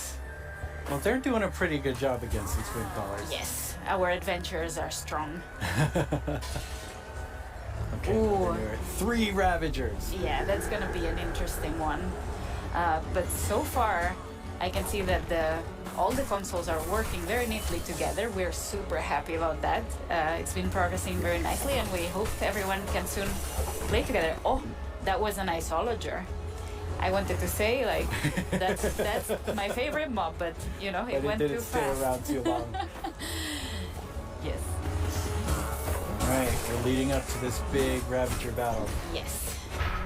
But I think we can let our adventurers deal with the Ravagers. Not very well. No. Yeah. So, with all of this, you also have a new game mode coming. Yeah, the game mode is coming very, very soon, and it's gonna be for all the players for free, and that's called Apocalypse Plus, which means that we're making the game just, you know, harder a bit at a time. Yeah. When you we're call excited. something Apocalypse, it sounds very hard. Yeah, and Apocalypse Plus means that it gets even harder. So hopefully players get to find new challenges, and we found different ways to tweak the balance so the challenge is different every time. But, okay, that's a lot of stuff. You're working on even more new things for Dungeons. We're working on a ton of stuff. I feel we've been so busy. It's crazy. But yeah, we have today a little video with a lot of work in progress. Work in progress, though. Very work in Yes. But yeah, I think we should look at the video. Wait, that's my line. I'm sorry. Whoa.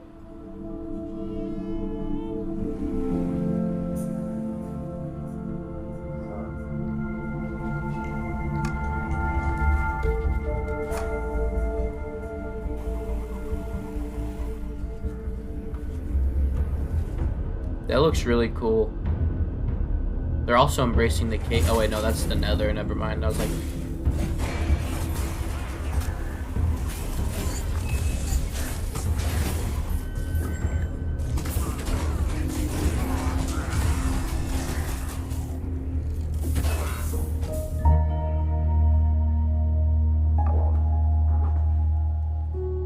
oh, you can go underwater?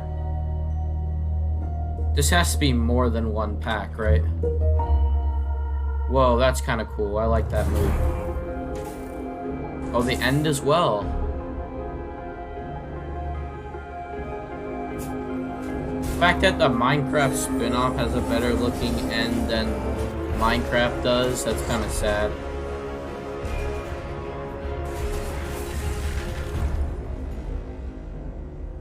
I wonder how many One of my packs favorite things that we is. do at Mojang Studios is Minecraft Education Edition. Students around the world are able to learn in exciting and interactive ways They're still using doing the this? game as a learning-based platform. Students and teachers in 115 countries around the world are I able thought they to were done with collaborate, learn, Minecraft and share together. education. Minecraft has always been a way to connect people, and we've seen that now more than ever with Minecraft Education Edition being used in remote learning. When you're in the game, you don't have to feel so far away from your classmates. From creating graduation ceremonies in Japan, to creating first day orientations for American universities, to teachers doing virtual meetups, we've seen students and teachers using the game in incredible ways. Today, we're launching our first ever Minecraft Education Edition Global Challenge for students around the world to build a better world with us. Over the past few months, we've seen wildlife roam through cities while humans stayed inside. Without cruise ships and ferries around, dolphins visited the port of Cagliari in Sardinia, Italy, and wild boar roamed the streets of Barcelona. But what if animals could share space with humans all the time? Today, we're kicking off the first ever Minecraft Education Global Build Championship and asking students around the world to design and build healthy spaces for humans and Very animals cool. to coexist together. What will you build? I really love Hey, these little I'm Ayana. I'm a things developer about in the Minecraft team. If I Minecraft were to Pride. participate in the Global Build Challenge, I'd build a Didn't know that was series of a thing. underwater tubes so we could transport things without disturbing the aquatic life. Hello everyone, I'm OMG Chad. And if I were to design Cringe. a build for the global championship, But I would make a house with a I habitat really, for my really cats on like top, and I how would call it they have. どうもこんにちはカーボンです。僕だったら日本 I really like how they have all these community events where they build really cool structures and stuff that that can actually be transferred into real life. I really, really like that. And you know, you Design can and build your own solution rebuild in like Minecraft poor Education communities and things like For that the with chance donations. to win mine coins, awesome Minecraft gear, and a video chat with Mojang With this, Studios. we're talking the about championship opens you today. know combining humans and animals, which is what we need in our lives. We You need can register today unity, and download we the need Championship peace, and, World template. all we do is can't wait to abuse see your animals amazing and ideas, abuse ourselves and Jens and I too. can't So wait to see the winner having on video Minecraft chat. be this wholesome We is get the just awesome amazing. prize of chatting with you no matter who wins.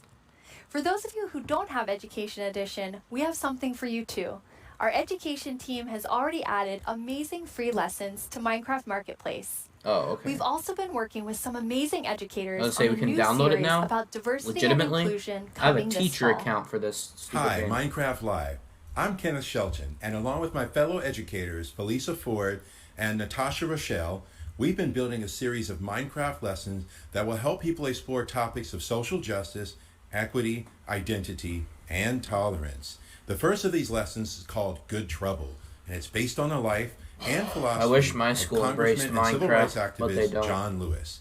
The additional lessons continue teaching about social justice from across the world and through time, from Black Lives Matter to Malala's quest in Pakistan to achieve equal education for girls, to the civil rights movement of 1960s America, to the women's suffragette movement, and more. That's nice. We I can't really wait like to share that. these important lessons Black with Lives the Matter Minecraft community. in Minecraft.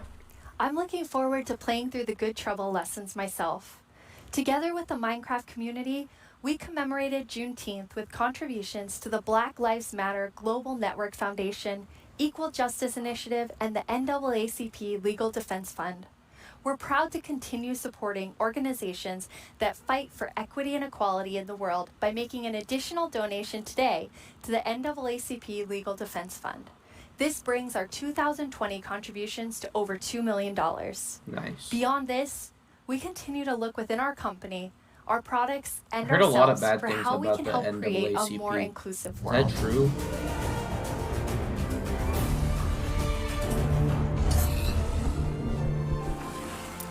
Now it's time for a brand new segment of our show. You may have missed our next guest during the Minecraft update segment, but not to worry. You're about to get some dedicated time with the one and only Jeb. Hello. Hello. Thank you very much. Let me check the.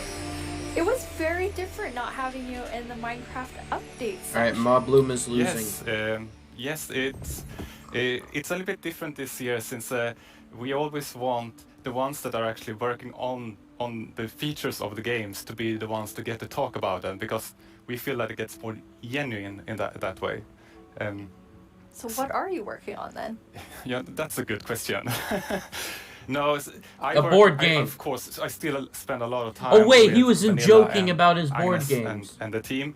But I now. I thought with that was just a all our gag. products, No, all he's our actually games, working on a like the Minecraft board games, game. and try to support our developers and designers to capture the Minecraft feeling and make them fit together.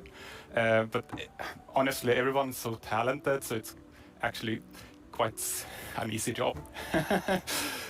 But to help everyone, both in Stockholm and in Redmond, I wrote a book, a Minecraft game design book. Are you trying to sell that to everyone in the audience watching? No, this is only for Mojang Studios employees. It contains a lot of secrets.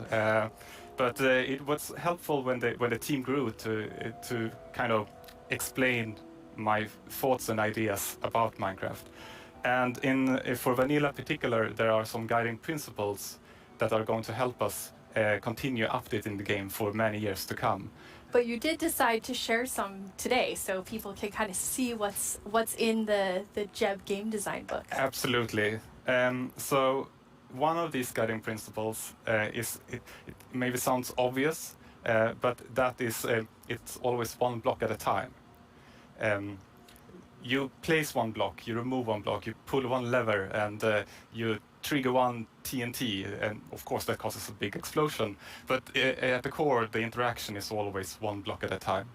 And it's not only important for the way you play the game, but it's also if you're playing together with someone, let's say you're building a house or something, then I will be able to observe what you're doing and quickly understand where you're going, and then I can help you, and every block counts. If you would just copy paste or make templates and such, then it would be a little bit harder to collaborate. And also Minecraft is a lot about the journey to create your massive castle or whatever. But so it's important to we retain that feeling. And you have another principle, but it applies pretty directly to a community question that we have. 你会加入更多天气或者自然灾害到我的世界中吗？像是暴风雪或者是大雾天气。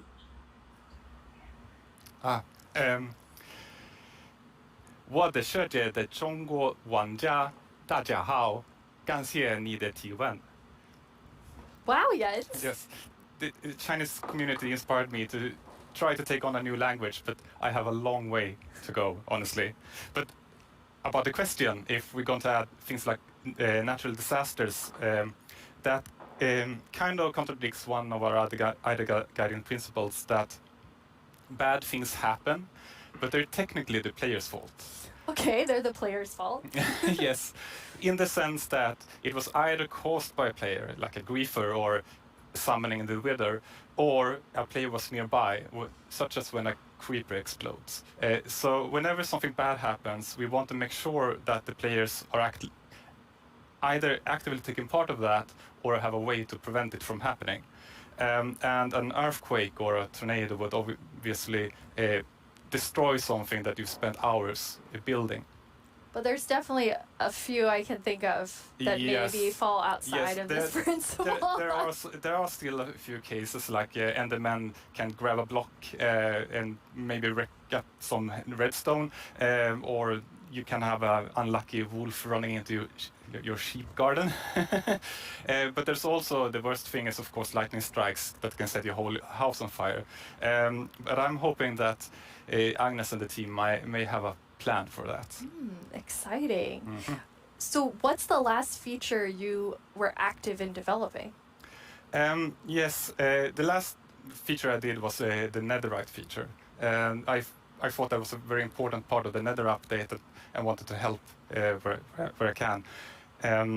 But I don't want to since I'm working with so many different projects now, I don't want to do something halfways and then kind of leave it to the team to fix my bugs. So I try to be a little bit hands-off. But recently, I've of course also been working a little bit on making combat test snapshots. That leads us to another community question. Hey, I'm Dan TDM, and I would love to know what kind of combat mechanic changes are being made to Minecraft Java Edition. Yes, that's an excellent question. We currently have a problem that on the 2 different editions of the game there are different combat mechanics or combat systems, and that's bad both for us as designers that have to take both systems into account, but also bad for the community that wants to have the same experience. So the main objective is to reach parity. But I still want to make sure that we make a system that is kind of fits with the building, that doesn't distract too much from building, but still gives us this depth that allows us to design interesting behaviors. Also, I want to make sure that it works good in both player versus environment. That means adventuring and players versus player. And I want to make sure that it feels good playing both with mouse and keyboard. And when you're on a controller, you don't get tired by frequently pressing the trigger. And we also want to improve touch, like the touch experience. So it's a lot to do. But you said you weren't working on feature development. But yeah, it's you true. are working on combat? Yes, I mean, of course, it's a little bit hard to keep your hand out of the feature cookie jar.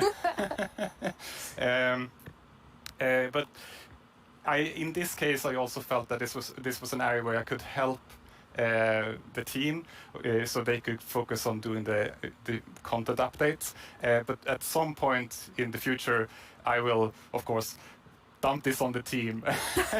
Okay, so exactly what you said you Yes, don't want to do. Yes, and they will have to carry it over the finish line. Yes. Nice. Now, speaking of combat, we just had a really cool announcement about Alex and Steve coming to Super Smash Brothers. There we go. Let's go. And that is so amazing. And just like I said, like my job gets easier because everyone's so talented. And just in this case, Sakurai-san and his team they really understand Minecraft and have made an absolutely amazing Super Smash Brothers fighter. Yeah, they did. And Sakurai has also made a really amazing video for all of us in the community. But they're gonna show the whole thing. 皆さんこんにちは。大乱闘スマッシュブラザーズディレクター空野桜井正宏です。スマブラにマインクラフトのダウンロードコンテンツが Are they really showing the whole thing? スティーブやアレックスが参戦することが決定し、マインクラフトライブ前に特別放送をお届けしたのですが、見ていただけたでしょうか。Oh, he's も just しまだ saying, の方は please ぜ take ひ a ご覧 look. ください。スマブラであることを忘れるぐらい、マインクラフトのスピンオフとしても相当にすごい踏み込んだ表現を行っています。発売までもう少しだけお時間いただきます。スティーブがマリオと戦う、アレックスがピカチュウと戦う、ゾンビやエンダーマンをアクションゲームで操作できる、リンクやカービィやソニックやロックマンやクラウドやリュウなど有名キャラクターとの共演が楽しめます。そして私も、マインクラフトファンの一人です。マインクラフトライブでの、発表を楽しみにしています。それでは。That was a really big secret to keep. Yes, and it was a really hard secret to keep even in the studio because it was super secret. But it has been so much fun to work on. Yeah, it's amazing to see the community reaction. Yes. Okay, so we're gonna switch gears here. You have a sort of famous saying within the office, which is the world would be a better place if everyone played Minecraft. And why do you think that? Yeah, I suppose the quote has kind of gotten a life of its own. It definitely has. But yes, I think Minecraft unleashes people's creativity and helps them collaborate, but also teaches them things like geometry, languages, and maths. So yes, I do think that the world would be a better place if everyone played Minecraft. But I know that you also are very engaged in building a better world. You're interviewing me now, Jens. Thanks. I mean, I think I feel so privileged to work on Minecraft because of all the amazing things that people do with it, from Education Edition, and something I'm extremely passionate about is Block by Block, which is our partnership with UN Habitat, and it's really helping people reimagine their public space and then have it built.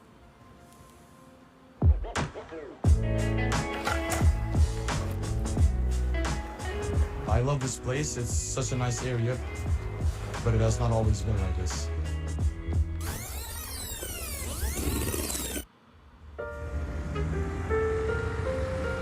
Well, before, the area felt very cold and unsafe. Dang. Basically, it was just an abandoned place.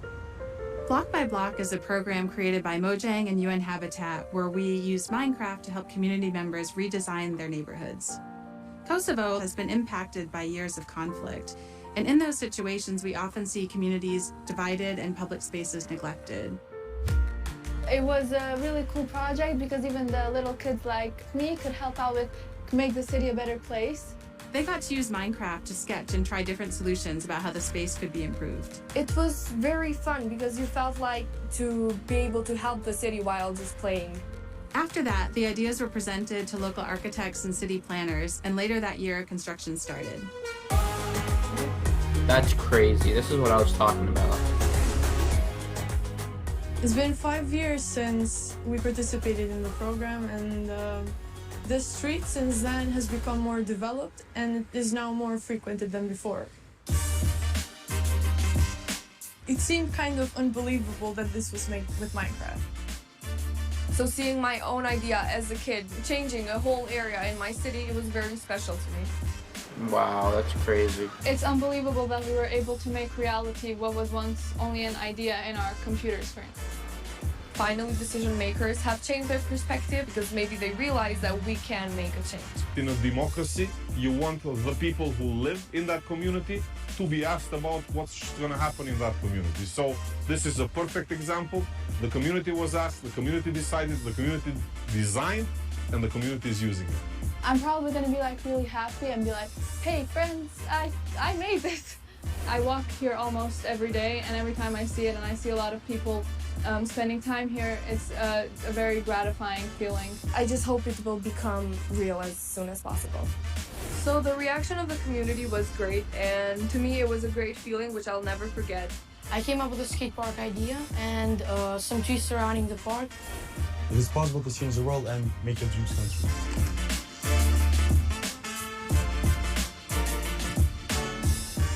It felt like I was being heard, and being heard and listened to is one of the best feelings that you can feel.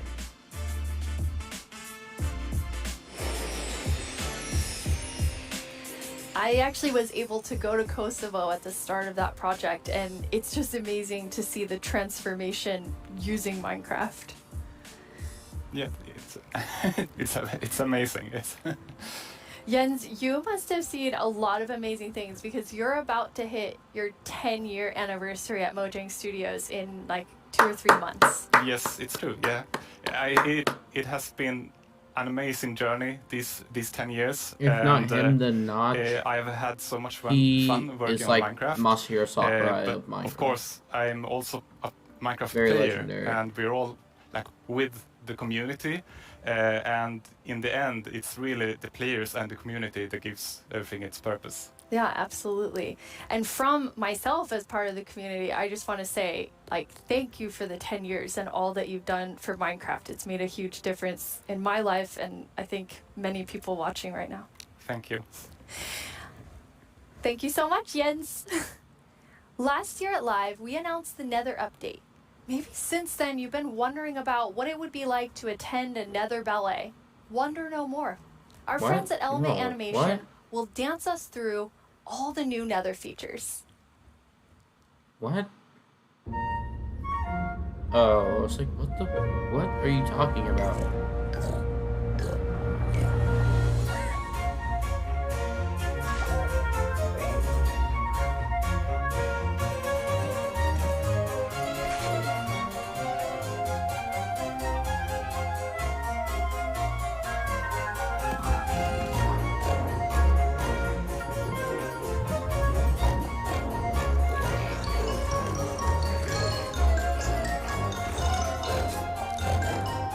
I lost the... There it is. Looks like Glow Squid is winning for some reason. That's really dumb.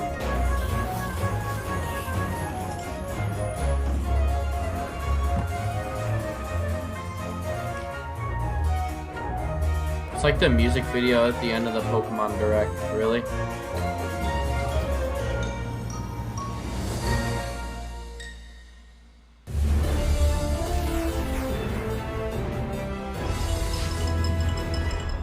The results of the first round of voting are in. The round which determined which mob's dreams would be dashed, with no hope of making it into the final round. And it was intense. But sadly, let's all say a fond farewell to the poor Moobloom. Bye Then bye. forget it ever existed, because it's time to vote again. We are now down to the Isolager and the Glow Squid. And in the Vote first round, Isolager, they were vote quite close. Isolager, I'm quite vote interested to Isolager. see where the voters of the Moobloom will go.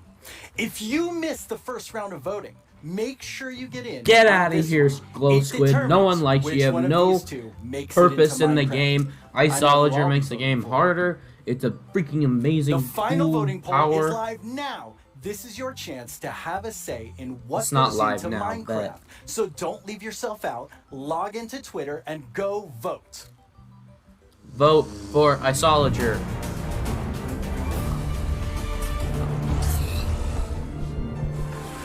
Hello, I'm Quinn, head of the Marketplace Partner Program, and I'm joined Smash by Bros. two of my Mashup favorite Pack. people. Smash Why don't you Bros. introduce Mashup yourselves? Pack. Hi, I'm Fanny. I'm a developer on the Creator Systems team, and what we do is create tools for our creator community. And some of them are very visible, and we're going to talk about them later. Some others are more behind the scenes and that help our creators make content that is more efficient and reliable, like the schedule command that is coming out soon. Yep. I'm Jason. I'm a developer in the engine team, and we've been responsible for a lot of the modding type capabilities that have come to Bedrock over the last couple of years. That's super cool. So your teams help make creator tools for all of our incredible marketplace partners all around the world to help make content for you. Yeah, it's not live. Kia ora koutou mā, ko Whiti tēnei from Piki Studios here in Aotearoa, a team of 3 making content for the Marketplace and Minecraft Education Edition.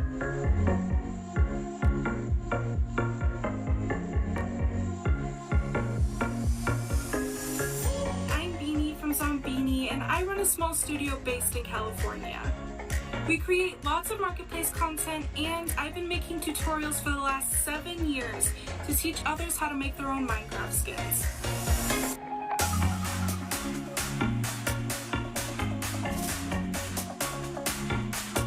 Magandang umaga, Minecraft Live. My name is Mark from Kubo Studios, and we are 15 working here in the Philippines.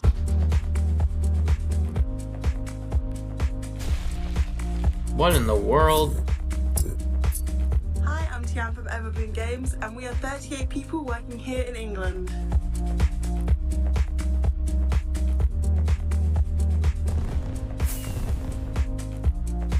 Hi, Minecraft Live, this is Lizcraft, and we hope you like our stuff on the marketplace.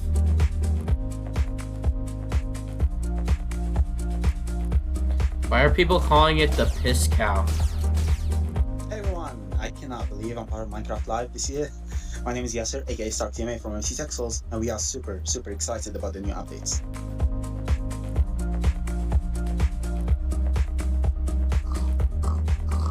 Oi, Minecraft Live. Eu sou o Gabriel, diretor da Irinho Studios. A gente tem cerca de 5 participantes na nossa equipe. Somos todos brasileiros.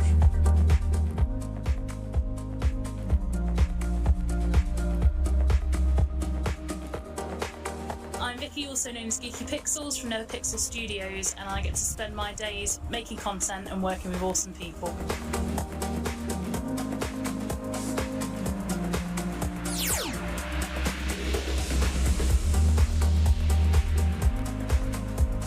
Hey, I'm Juan from Minecraft, and there are 20 people working here in Israel. Shalom.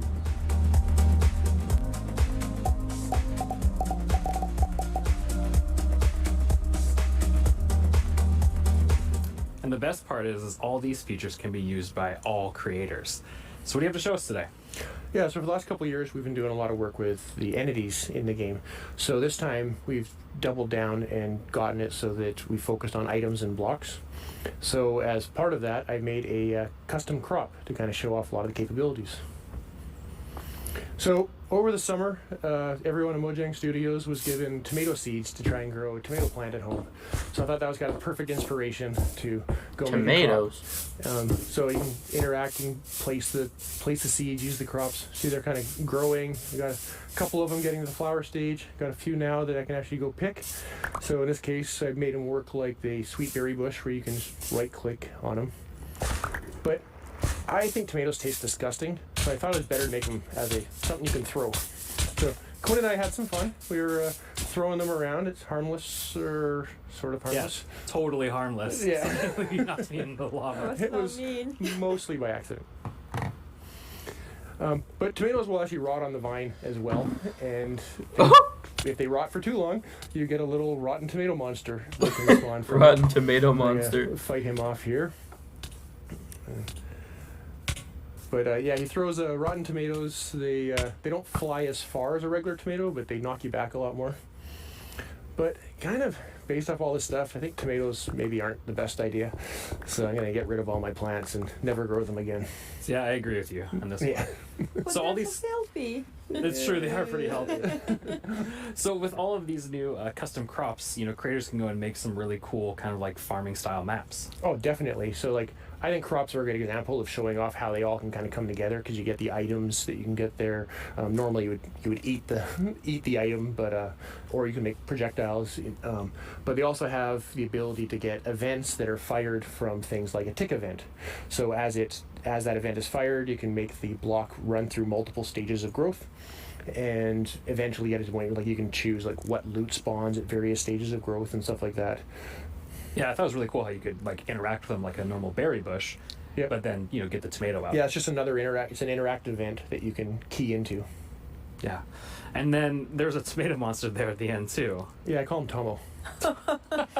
Little Tomo, it's so cute. It's not even scary, but yeah, it's an example of what you can do with them combining events and commands. That's one of the features that our creators have requested for so long, just having commands to be able to run them when something happens.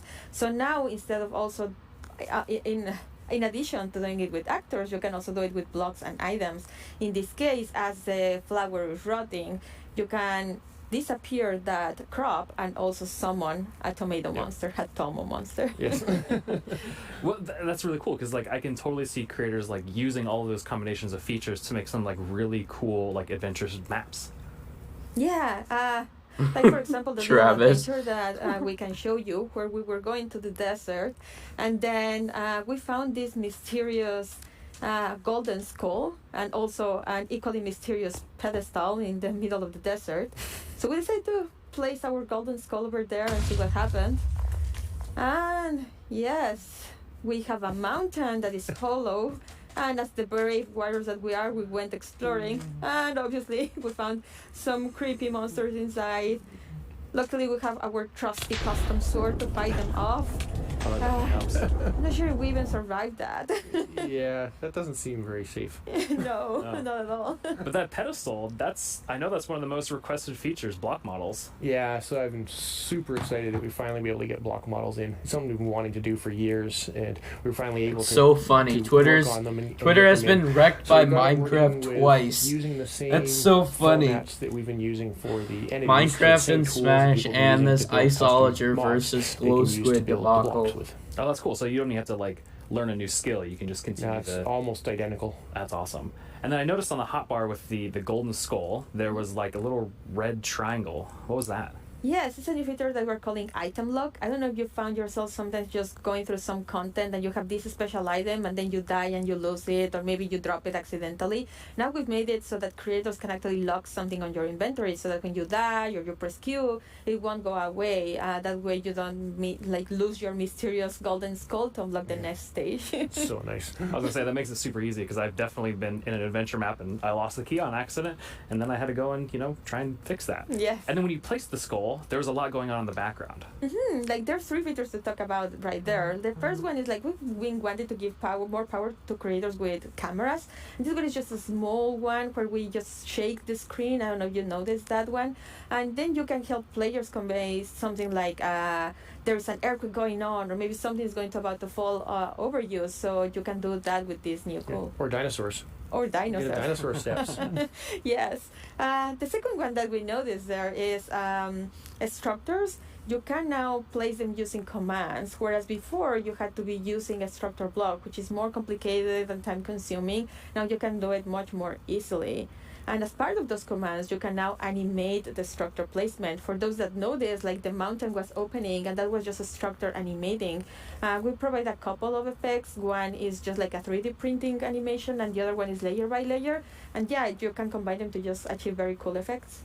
Yeah, I can see like creators, using those to add just another level of polish to their world. Exactly. Absolutely. And then I recognize those scorpions. Yeah, well, the desert theme, it felt appropriate to bring them back. They've always been one of my personal favorite custom mobs that I've ever built. Yeah, but after watching that video for so long, I ended up having a nightmare about having to rescue my mom from Really? some like aliens riding scorpions. It was creepy. I'm sorry, that was not the intention. It was creepy and funny. Yeah. Well, speaking of aliens, I know our team put together a really cool sci-fi parkour map that, they made you run through, Jason. Yeah, I'm pretty sure they knew this when they asked me to run through it, but I'm pretty awful at parkour. So it took a few tries to get a clean run through. But at the beginning here, it's a pretty typical sort of parkour map of running and jumping, but we definitely have some twists up ahead. And here's kind of the first one of, even I know I can't make that jump. So let's see what's in the chest. And we got a Sliminator. So I'm pretty sure you know what to do here. So now, hopefully, I will jump and be able to clear this gap. And please, yes. Make it up. So get teleported to the next section, kind of make it along, and see what next obstacle we have. So now I know the chests have useful things in them. So we got a Blockinator. And we'll throw that across and get a little platform. Now I can make this jump. Even I can make that jump. And we got the hot dog, or the cyber dog, and float up. But it poisoned me, so I needed to use the antidote to rescue me there. Make it across and get through here. Now we got a wall in the way, so let's see what tool we have to get through the wall. And insta presto, and get through here. So the problem with the Bedrock mods is that they're taking existing elements that are in the game and changing the physics of it. With Java mods, it's more like looks promising, along with the ladder. They bring in new items into the game. They're not just recreations. Block breaks. I can get to the teleporter, and Fanny's already there. You made it. Yeah, finally. Wow, that's super 86 cool. times. I love just the aesthetic of that too, as well, like all the art and things. So those teleport blocks, those seem like a really cool way to add like another level of immersion to the worlds you're creating. Yeah, with data-driven items and blocks, we get so many new events that you can act on. Like for example, I think there's a lot more polish on here, but it's a lot more buggy. And you can react in so many ways. You can add particles, or in this case, I feel like Java is always like the experimental to the next area. game. That's awesome. So like that's where they always start coding in Java first, and they add all the new elements into Java, and it's probably easier to code stuff into Java than the Bedrock. And they always think about keyboard first, and then they think about Bedrock second. Accessibility, controller controls, touch controls. It's like Bedrock is a secondary to it, so they add all their crazy new features in Java, and then they bug fix it, and then they bring in Bedrock questions into it. I think. So Bedrock has a lot more polish to it, and Java's a lot more experimental. You can combine in lots of different ways. Yeah, get a wide variety of results. And even that Blockinator allows you to make that jump. Yes. And then I also saw that there was messing with mob effects too as well. Yeah, so we've had an example of custom food in there, but in addition to just satisfying hunger like a food normally does, you can add and remove mob effects. So we had the Cyberdog that gave 3 effects: the levitation, nausea, and poison. And then we had the antidote that would actually only remove 2 of them. So unlike a bucket of milk that removes all mob effects, you can make things that remove very specific things. I wonder if they're gonna and it bring seemed back like the you got, developer you know, after Q&A. you use that, I or after doubt you use it, the magic wand to get to that wall. It seemed like you were stuck, but there was something else that was going on there. Oh yeah, so there is the block that was. I'm not in my really way. too So interested we in made it this, so but that- I have to use the restroom, so I'll another be one right of these back. events, similar to the on step on, is we also have an on fall on. So in this case, it was just an on fall on, and you can set what distance you want the event to trigger. So you have to fall at least 10 blocks or something like that. And when you land on it, we then break the block, similar to what like the tomato plant and other things that we saw earlier. Yeah, and it seemed like it took you quite a few tries to make it through, but Danny was able to do it first try. Yes, unlike others, 86 times. Yeah. Yeah. And one new feature that we have is that on raw text, you'll be able to show the names of the players that are of interest at that moment, and also show scores. Like in this case, we were tracking how many times Mayor was dying. Yeah. Well, thank you both for coming on to the stage and talking a little bit about these creator tools and new features that are coming out. And with these new features, there's going to be a pretty amazing new thing coming out later this year for all Minecraft players. Remember, GDL will not be held responsible in the event of a likely death.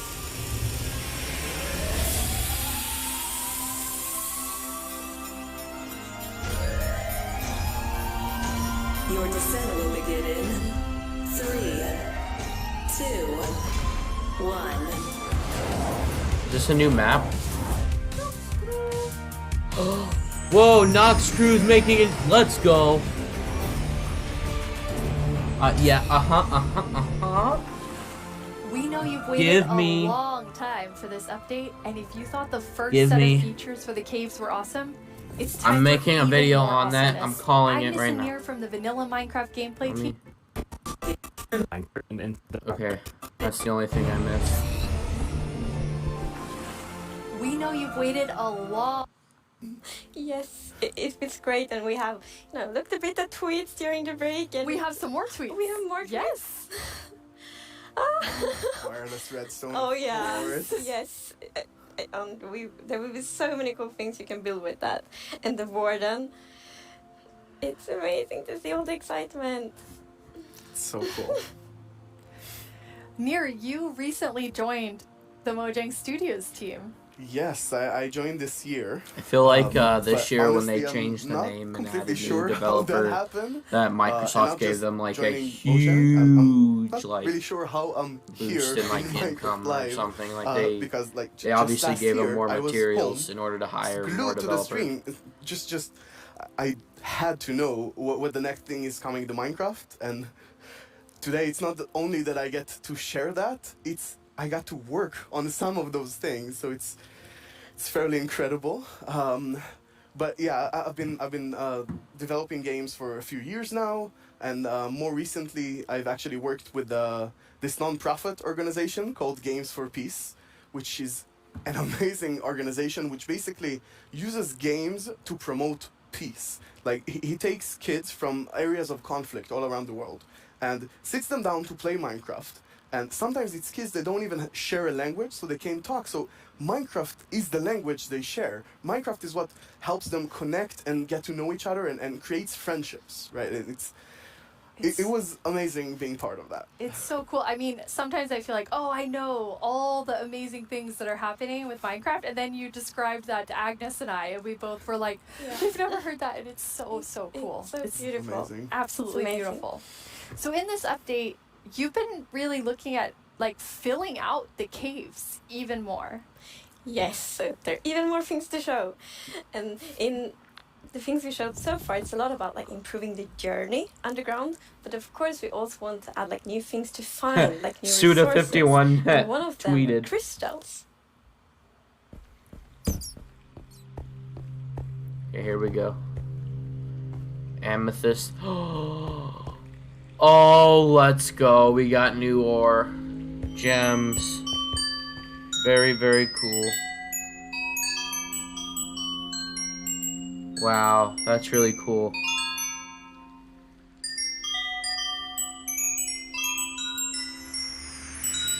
They're so beautiful. Yes, lights, that the moment you turn the corner and you see that glowing thing, that's so, Yeah.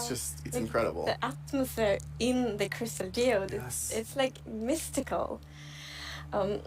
Yeah. No, They're so Siva pretty. Gunner's And we were voting for thinking Glow a lot about, Squid. like, what is There's the literally purpose no for crystals use. in Minecraft. And one thing is like they Glow should squid have a means use, and we will nothing. talk more about one of the usages soon. But the other thing is a lot about just adding a lot to the experience of Doesn't exploring. do anything except be We want them to be distracting. It's quite not even rare. cool So when looking. you find them, it's really gonna be It's ugly. like magical, because they're just beautiful. And you know, when you walk on the crystals, you hear these sounds. Yeah, it's just, we talked before about the pillar of underground of Marvel. And I feel they're just the perfect feature for that sort of pillar, right? But you can't just take them with you. Right, so you can break the crystal plant we saw in the video, but they actually grow from a very special block. And that block is unobtainable. It's sort of like you think about spawners, right? You cannot just take it and put it in your base. It makes you go and build farms all around your world. And that also encourages you to create tunnels between them and find out ways of transferring those items from place to place. And I just love those sort of features that really encourage other gameplay in the game. As an explorer myself, I'm very excited about finding all of these. And you mentioned a usefulness to them. Oh, yeah. Yes. So from those crystal plants, you get crystal shards items, and you can actually use them to craft the telescope. The telescope? Excuse me. The what now? Optifine is obsolete. Optifine is obsolete. Excuse me? That is amazing. It is. It's such a useful item. Are you Super cool. what? And the cool thing is that, so yes, you use the crystal shards to craft them. What? But you also need something more, and that's also a new thing that we added. What's a new thing that you added? Copper! Let's go! More ores! Let's go. Super excited for that. I don't like that. That's a disgusting looking block. It's copper! That's amazing. Yes. They should have added like a Ore. redstone element to it. So like And it's like you saw the copper ore in the video, and a very interesting thing with the copper ore is that it generates in a different way. So normal ores often generate like an ore blob, but copper is different. So imagine that you are out mining and you see copper ore. So you're like, okay, I'm gonna mine the copper, and then you see some stone. It's like, they look a bit different. So you continue to mine, and then you find another copper ore, and you probably go like, okay, I think I found a copper vein. So we're actually adding ore veins to Minecraft, and like What? they really add so much to mining. It Wait, gets ore so veins interesting were because already it's a kind of like following thing. a trace when you mine, and they tie so well to the pillar we have about adding strategy to mining. Yeah. That's They're amazing. what? And you've personally wanted copper in the game since you start, maybe before you started. Yeah, you mentioned it once or twice. Well, maybe a few times. But yes, so I think I got inspired by the pretty copper roofs in Stockholm, and they are all green because we have so many like old buildings here, and we've actually added that mechanic to Minecraft as well. So you know, if you place a copper block, it will first be orange, but after a while, a pretty long time, it will turn green. it'll start rotting. That's I think it's so crazy. cool because it actually adds history to Minecraft. Because, for example, if you have a really old Minecraft world, then you can see on like a house and like, oh, the roof turned all green, and then you know that that house has been there for a really long time.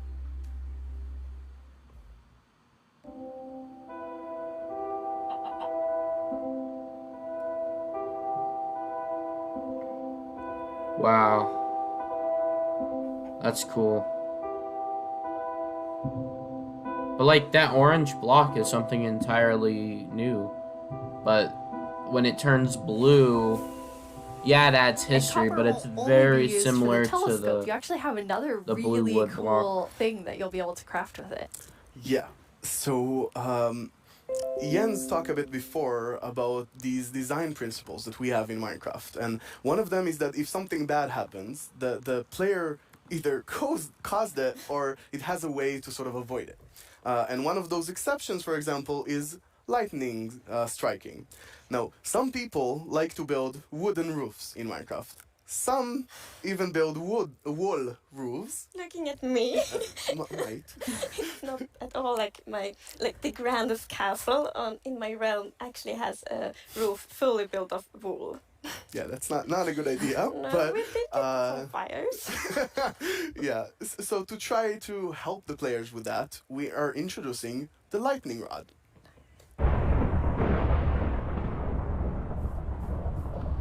This is what Jens was talking about earlier.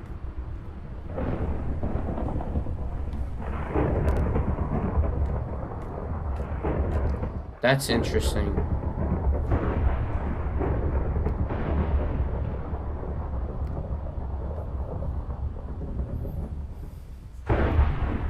That is cool. very useful for all the wool roofs out there. Yeah, I think this is a problem that happened to a lot of our players. Even personally, I had this peaceful game that I played with my partner, and it wasn't peaceful, and we went out and we were like looking at animals, collecting a few animals to our base, and we came back and our house was gone. And I was quite confused, because I consider myself to be someone who knows a bit about I have a Minecraft, feeling there's a and there were no creepers, lot there were no more that they're Endermans, so not what happened? showing us we here. figured that probably There's going to be so much and more. burn down the house. And we were quite traumatized because we were not prepared for this. So I think this lightning rod is really going to help with that. Yeah, now you don't have to worry about that problem anymore. No, I'm gonna place like lightning rods everywhere on my wood roof. Good. Will be perfect. Good. Now, you've introduced a lot of things already, and players already have a lot of trouble with their inventory and the amount of items, but you have an idea for that. Yes. So, as you know, we keep adding new blocks and new items all the time, and that do create a bit of an inventory problem. And we're aware of that, and we have actually been thinking quite a lot how we can solve it, because we want to have like a good gameplay solution, we want it to be balanced, and we actually have an item in this update that will be really helpful, and it's the bundles. Bundles?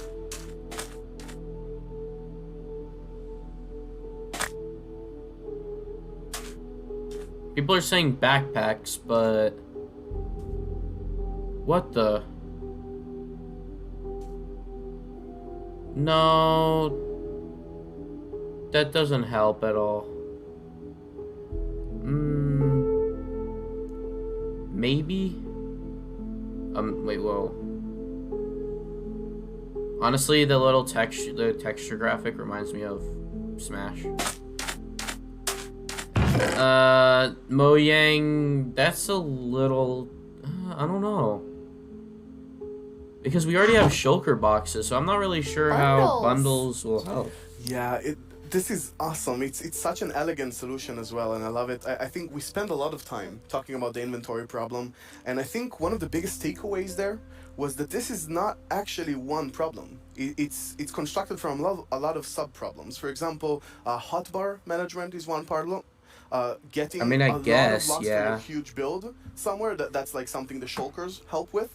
But I think there is a third sub-problems where every time you leave your base to go exploring somewhere, your inventory keeps getting full of junk. Like, this lot just has 2 flowers. This lot has just 1 seed, right? And I think the bundles are really going to help. Oh, with I that see. problem. Yeah, that's a very good So the inventory thing management. with the bundle is I that you can actually place do many like it now. different kinds of items in one It's also bundle. probably so many cheaper different kinds than- of items in one inventory slot. So for example, I can take this It's- 2 it's flowers probably and 1 cheaper seed and put them than- in one bundle. Shulker box as well, And unless you you can kind can't of use craft them it. like presents too. Oh yes, I'm so excited about seeing what players do them in like shopping district, right? You can have the bundle of the day, which has a bunch of things with it. Oh, or that's you can have neat. secret bundles where you have I 3 of can't them wait in to chest see with that their on random. Hermitcraft. I That's think it's really gonna cool. be cool. Yes, and for example, if your friend has a birthday, you can put like your prettiest item in the bundle because it looks like a gift wrapper, and then you can give it to your friend. That's so I kind of wish cool. you could color it. We've talked That so could be much cool. today on the like really game design side, but how do you work on the art side? We haven't actually talked have a about very the close mob yet. collaboration with the art team, and it's great.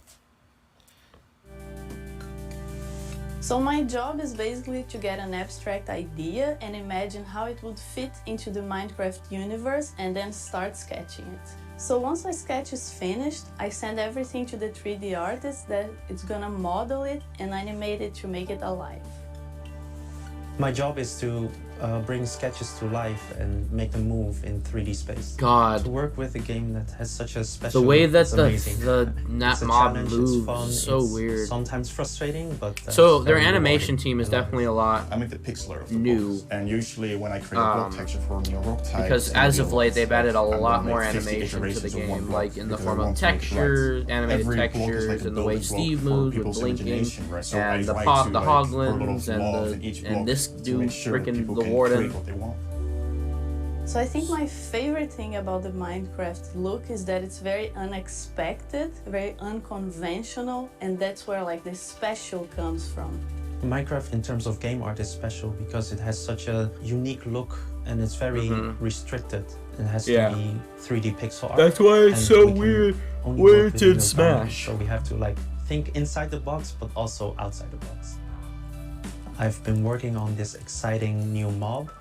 This new mob will be the cutest predator ever existed in Minecraft. This update is incredible. Like, people have been waiting for this for so long, and we're finally gonna do it. I hope that the community is really, really happy about it. I hope they have a lot of new stuff to Having the play cave with, update I and hope that Steven they're Smash excited is to probably see the some biggest concepts thing as all well. year. It's so lovely when you can think about all of the different jobs within game development. I love seeing the artists and developers, and we all, like, across the show, there's so many different types of roles that people have. Yeah, and it's really awesome to interact with all those roles and have a lot of a back and forth. We're very open in Mojang and getting ideas from all over the place, and specifically working with the art team is amazing as well. You sort of throw one idea to the air and he draws something and you're like, oh, what is that white thing in your drawing? I didn't even think about it, and it starts so many awesome ideas going. And we even integrated into our prototype process. And There's a lot more vocal until than I Brandon. saw those sketches by the art team, I didn't really understand what archaeology in Minecraft even means. Archaeology? Yes, so we're actually adding a new system called the archaeology system. Are you serious right now? They're adding a whole In ass this new system. You're basically gonna find these excavation sites all throughout your world. And you can make this new tool. Oh called the my Brush God. That is gonna help you uncover Come the on. mysteries of all these dig sites. Mojang. So you come to one of these ancient structures, and you can sort of use the brush to clear away some of the What? rubble that may have collapsed in those structures. Oh And my sometimes God. You might even find something shiny inside them.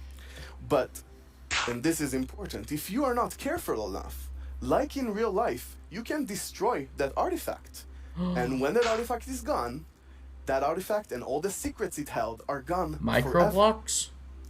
But if you're careful enough, if you take your time What and you're is that? deliberate, you can get some of those hidden artifacts. Blue And ceramic for example, shard. here we got a ceramic shard, which Oh, is basically ceramic. how whoever lived here used to tell and pass on their stories. I love the story side of the That's so archaeology. cool. Because we often talk about that we want to deepen the mystery in Minecraft. And when you find these hidden Game artifacts, theory you video kinda find, like, potentially? connections and hints. And we will never tell the full story, but these will inspire This literally just players gonna to give you tell an their own emerald? stories Oh my about God, their it literally own gives you an Minecraft world. emerald. What? Exactly. I think it's going to be really exciting to see what players do with them. For example, here we see an exhibition that someone built for this, where he can compare all the different clues he finds, right? And Does try it to actually preserve mean whatever something? was down here, and he can Do compare they actually what do he's- something? what we found with whatever new thing, and sort of try to connect the pieces. Oh, right? And here we you see, can make those pottery. pieces connected in a clay pot, actually trying to That's so reconstruct them back. cool. And you can create that however you like. It's like a You can create your story. own Oh my stories, or Try to God. guess how those pieces used to connect. That's so cool. It's also so fun to be very creative with these new pots, because you can put the shards in any way you want. Exactly, and when you're pleased with your creation, you can fire them up, and you have your own painted clay pot. pretty. Cool. So is this programmer art still? What do the pots the do? art we're seeing is still work in progress, but I personally like the dragon. I think it's cute. Yeah, it didn't say programmer art isn't pretty. Yeah, you know, the problem is the artists are way too good. Yeah. Right? They just make us look bad. I don't know.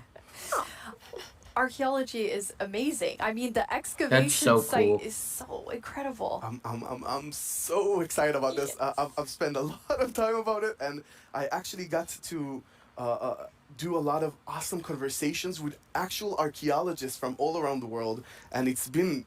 Honestly, I sort of feel like I got so passionate about it myself that their passion sort of stuck to me, and it was so amazing to learn more about this, and I'm really excited to see where it goes from here. And you have a dev diary coming out on our YouTube channel where you kind of explore all of the archaeology even more. Yeah, it's honestly really, really exciting. So I had so much fun with this, and I learned so much that I decided that it can't stop with me. So we're gonna do a dev diary when we're actually gonna talk to those archaeologists. And actually, we might even get to visit some interesting locations. That is amazing. Well, it feels very sad, but we're almost out of time. But we've been hinting at a new mob, like, over the course of the show, like 3 or 4 times. So are you going to tell us about it now, Yes, please? now we're gonna tell you. It's the cutest predator you will ever meet.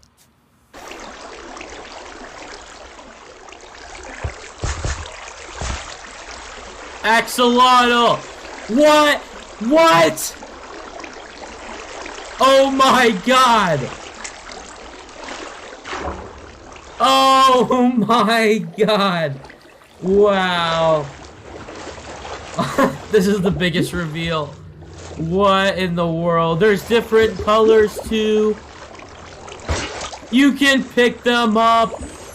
I feel like there's only one sound I can make after seeing that, which is God. Wow. Can't wait for the Yoshi's Island memes. decide on axolotls. Do do do do do do do do. We really wanted to have like its own do, unique do, character. We wanted to have purpose. Do do do do do do do It's also a very do. good thing if it happens to be ugly Oh cute. my god. And the axolotl is perfect. It has all of these things. Well, I guess on the ugly cuteness, it might be quite a big emphasis on the cute side, but still. And we actually had a brainstorm in the team. So we were like, okay, we're gonna add goats, but we want to add another animal. And then one of the developers posted like a big picture of an axolotl, and we all went like, yes. Yes, this right now. It's like the definition of ugly cute. It's like made for Minecraft. Perfect. And then we also found out that axolotls are endangered in the real world, and we think it's good to add endangered animals to Minecraft to create awareness around that. So That's also cool. a good thing. Like with the bees. Yes, like with the bees last year, for example. But yeah, so the axolotls, as you saw in the video, they live in the lush caves and they really add a lot of life to the lush caves. And there's also a bucket of axolotl. I didn't think it could get cuter, I know.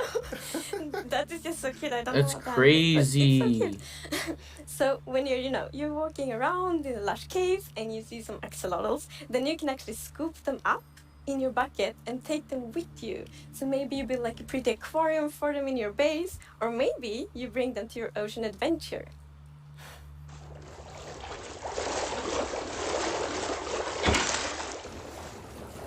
Are they tameable though?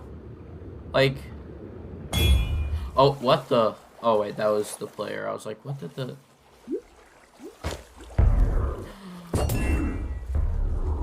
They do fight for you. Holy crap! and now I see why you're calling them the cutest predator you'll ever meet. Exactly. So when you scoop them up in a bucket, you can actually create your own axolotl army, basically, and charge into the oceans with them, and they will help you fight various, well, they'll attack cute fish as well, but they'll help you fight the drowns and the guardians, and That's they're so actually neat. quite useful when fighting guardians, because they have this special ability that whenever they take damage, they sort of play dead, and when they're playing dead, no mob will actually attack them. So they have this time to regen back health and then jump back into the fight together with you. And if you learn how to cooperate with them really well, they might even heal you during the battle. That is so cool. But okay, so you added these two mobs that are like as different as possible with the Warden and the Axolotl. Yes. So this update is actually a lot about contrast, which is great because it creates like a dramatic player experience, which is so good. So we're like updating the highest heights of Minecraft with the mountains. We're updating like the deepest of the caves. We had this terrifying Warden, the cutest axolotl, and also in the caves, like the lush caves are very light and welcoming, and then the deep dark is sort of scary and challenging. I guess we can't forget our little goat in there. Oh. It's kind of the in-between. Yeah, we shouldn't forget the goat. I guess it's in between. It is still very cute, but in between. No one can be as cute as the axolotl. No, I don't think so. Before we tell everyone the winner of the mob vote, let's take a look back at some of the exciting things that we've talked about today. God, I'm so scared of that thing. I feel like there's a ton more to this update. Like, a lot more. Like, so much more.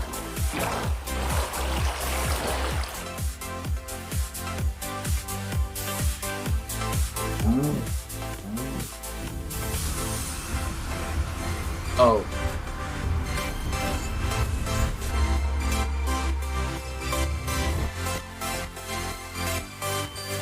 Amethyst Geodes.